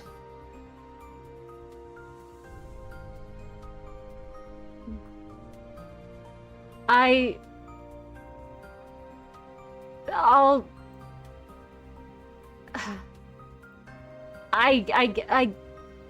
guess I get that. He kind of looks like conflicted at that, like he's not so sure. Have an admission, Birgh. Yeah? One that you might have already realized, but equally, if I hit it as well as I thought, you might not. Oh, what is it? When I stepped off the stage, I did not take my strength with me. You didn't? It's why I wear this ego. It's why when you killed me, it took so long for me to pull myself back together. Had you done it a second time, I doubt that I would have been anything more than a paste on the ground from that point until the end of time. I am an echo of Neo's splendor. I can barely force my body to regenerate. It wasn't until I heard the cries and the wails and the song start for a moment before it stopped again that even all of my abilities started to come back. I don't even have the strength of a big brother anymore, Birgh. I am a feeble mortal man, clutching an ember of the greatness I once possessed.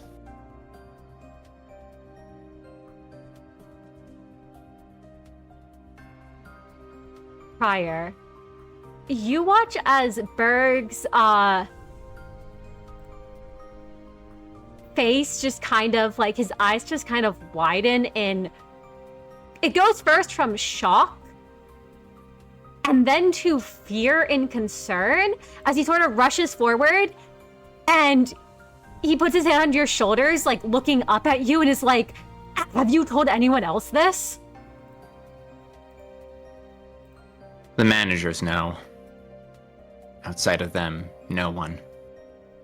As far as anyone else is concerned, I am still the monster of the web. And they've deluded themselves, as I imagine you have, into the idea that I am simply toying with them, or holding back, or biding my time.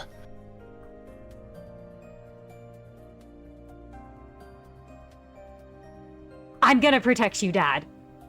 I promise. I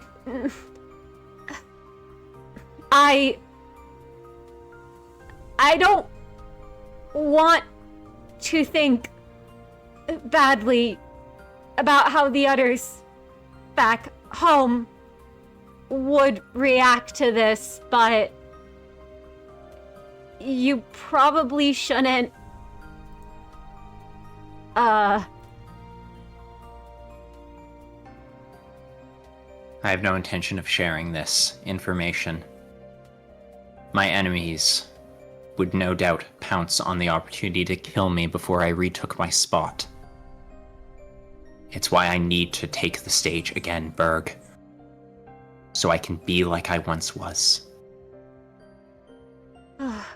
Or, alternatively, make sure Neo can never be turned on again.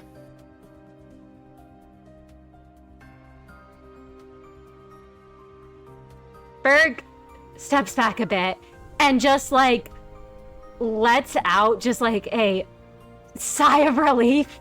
Almost like you can just see like he had tensed up really bad for a moment and then just says, okay, yeah, no, I'll make sure they don't find out. You know, at least I'll do everything in my power to. You're the only person in the web circle who's encountered me. Your telling of the event is all they'd have to go off of. Well, you did end up absolutely trashing our boat, so... That sounds like something I would have done in my prime. Just don't mention how long it took. I'd give it away. Got it. He kind of like looks for like somewhere some spare piece of paper to write stuff down, and then stops himself. Like, I'll remember. Prior sees Birgh's deference, and that guilt crawls up his throat again.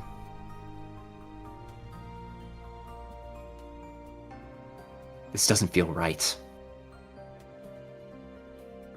What do you mean?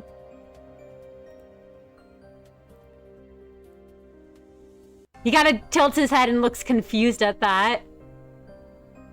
Merru, Miix, Kai. One sin. It's... One sin? Is it madness? Am I just doing what I did before?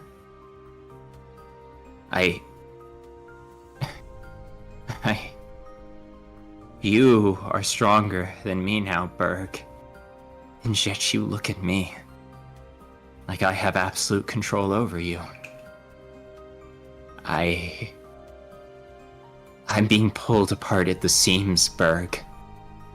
I feel it. I see it in the mirror when I don't recognize the reflection of the man who was down in that facility.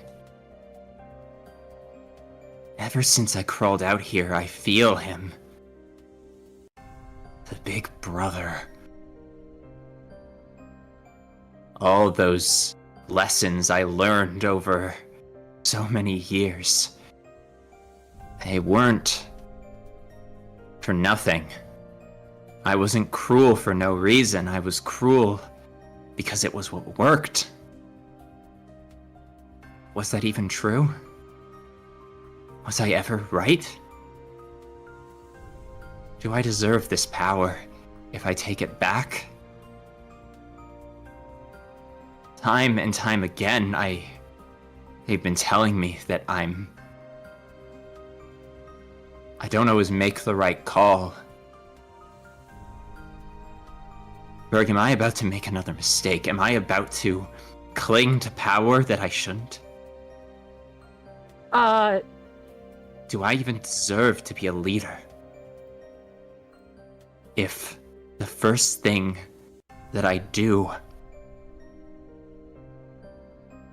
the very first thing I want, is the absolute power I gave up because I knew it was killing everything I cared for. And am I sick for wanting it again because the people I stopped using it for might no longer be my allies.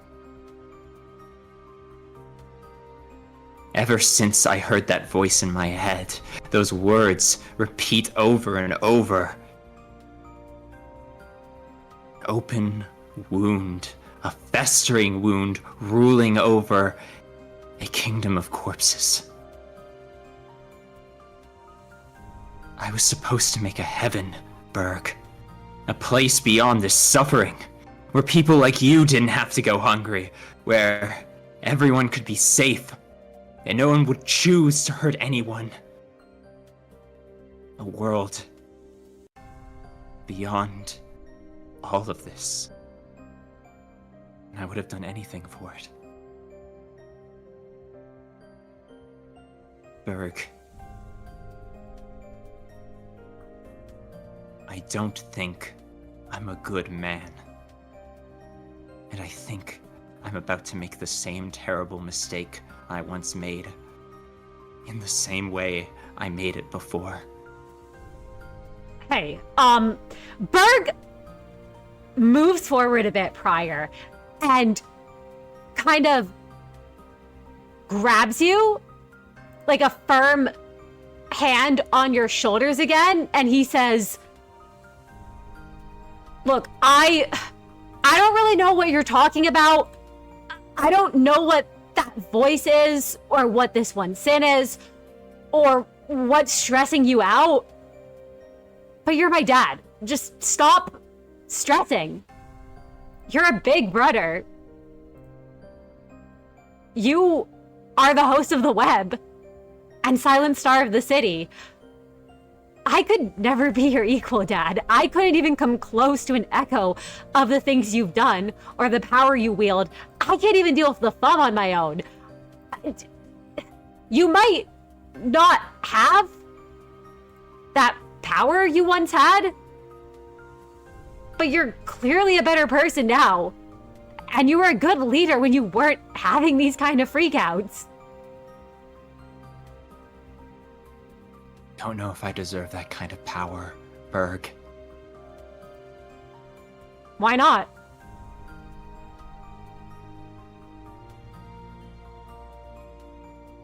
Birgh just kind of blinks at you, and like there's in his eyes, you can just see that loyalty and belief in them. Why not? Yeah. Why worry about it? You clearly made the Backstreets a better place when you were in charge. The children weren't starving. Fixers knew their place. The syndicates cleared out.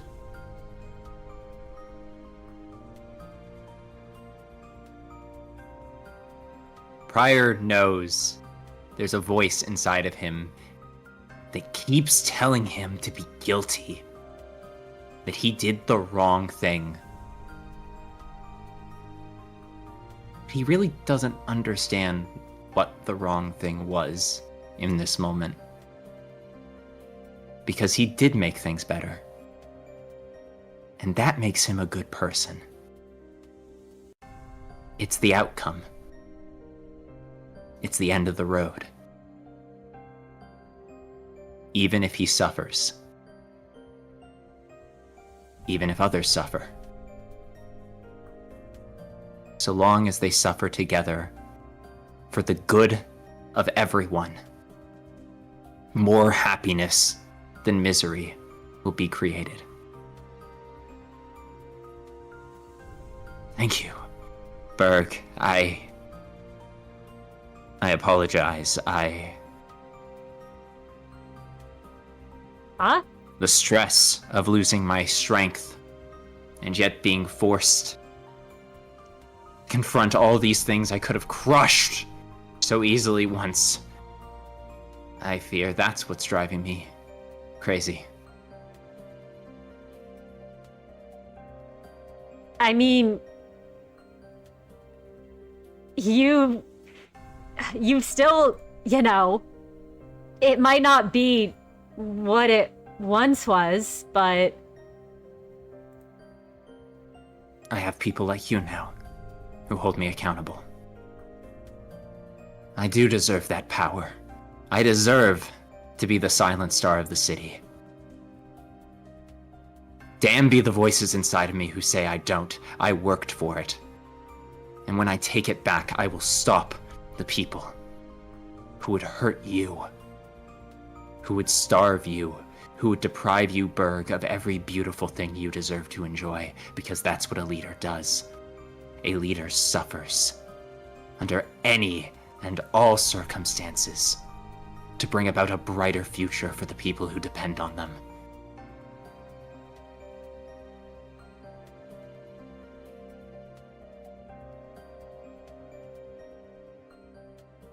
So long as you're with me, Birgh, I will be unstoppable. Birgh is looking up at you, Prior, as you speak. And it looks like he seems to be trying to understand all that you're saying. You remember when he was younger, he'd often listen and not always fully absorb what it was you were trying to convey. But he kind of just smiles and wraps an arm around you and says, I think I get it. I'm gonna admit, Dad, I don't always understand what you're saying, but I like the whole thing about not letting people starve, and I know you're a good leader, and it sounds like, you know, you've manned up again? Yes. My vision of heaven is ever set. The only choice that matters is the ultimate choice I seek beyond all others. Thank you for reminding me of my ambition. Why I put one foot in front of the other. I cannot let myself be swayed, no matter how many brambles and thorns pick at me. And Prior feels the crown tightening around his skull, and as blood drips down his face, he is completely at peace with it. My penitence will be paid once the sin is committed. I will do what I must to get the power to be the man I desire. And then, and only then, can I truly be as good of a man as I dream of being.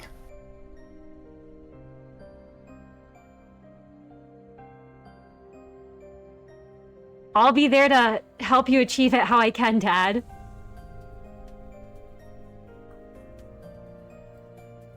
Prior feels that voice in a constant tug of war inside of him. But it's different this time.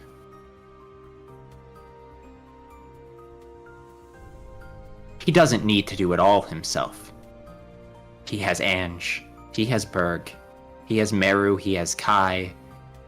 He has all the people he's met along his journey. And for their sakes, he will become everything he worked to be, and protect them as they've protected him. It's just repaying the favor. They were kind to him, so he will be kind to them.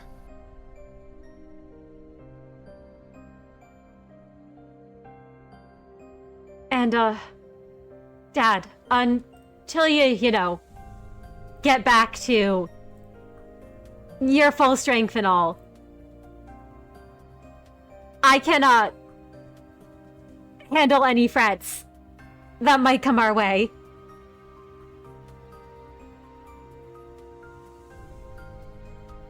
Good. Birgh, Yeah? we'll rebuild this empire together. And we'll make it right this time. Not built on a foundation of cruelty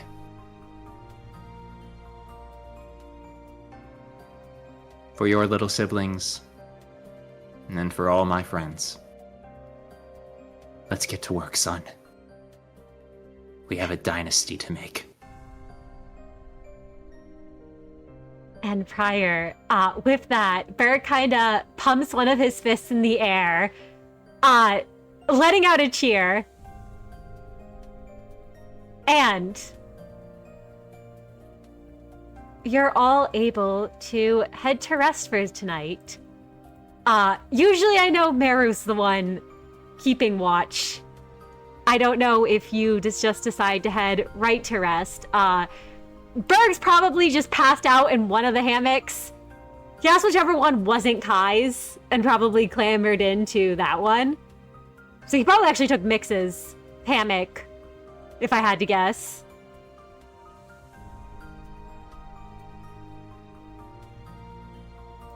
As Birgh is tucked away, Prior goes to the bathroom, the breakdown bathroom, and in the silence, he feels all the ways this journey has changed him. But he knows he needs to get to sleep. And so he will stare at a reflection he doesn't quite recognize. I'm a good man. I want good things for good people. I want the innocent to be protected, the starving to be fed, the injured to be healed, and the wicked to have no power. The only choice that matters is the choice. The only choice that matters is the choice. So long as people can choose. And Prior heads to sleep. And as you head to sleep, the next day, all of you wake up. Pascal does not flash you all violently this time. And as you're all heading through L Corp's back streets,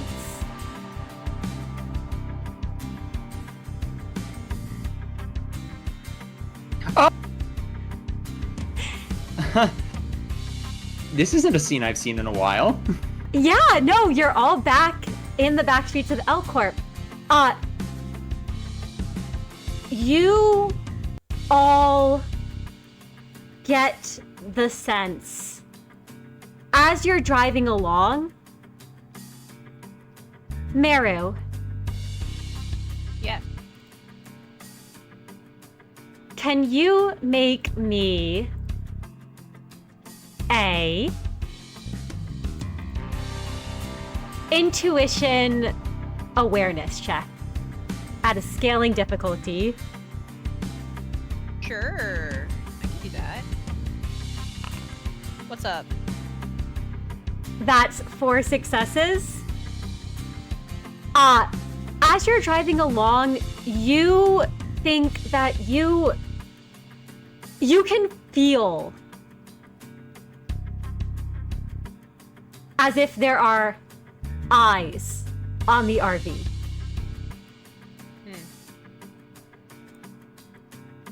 And you see up ahead, there's a road barrier blocking your path forward. A bunch of crates that have been lined up in the way that you'd have to get out to move.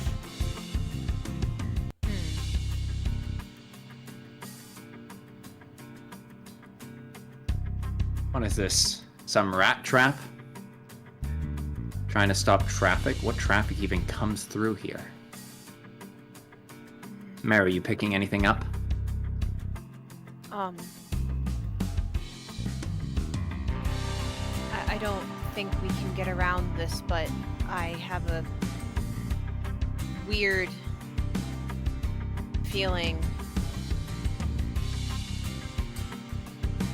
I feel like there's someone around.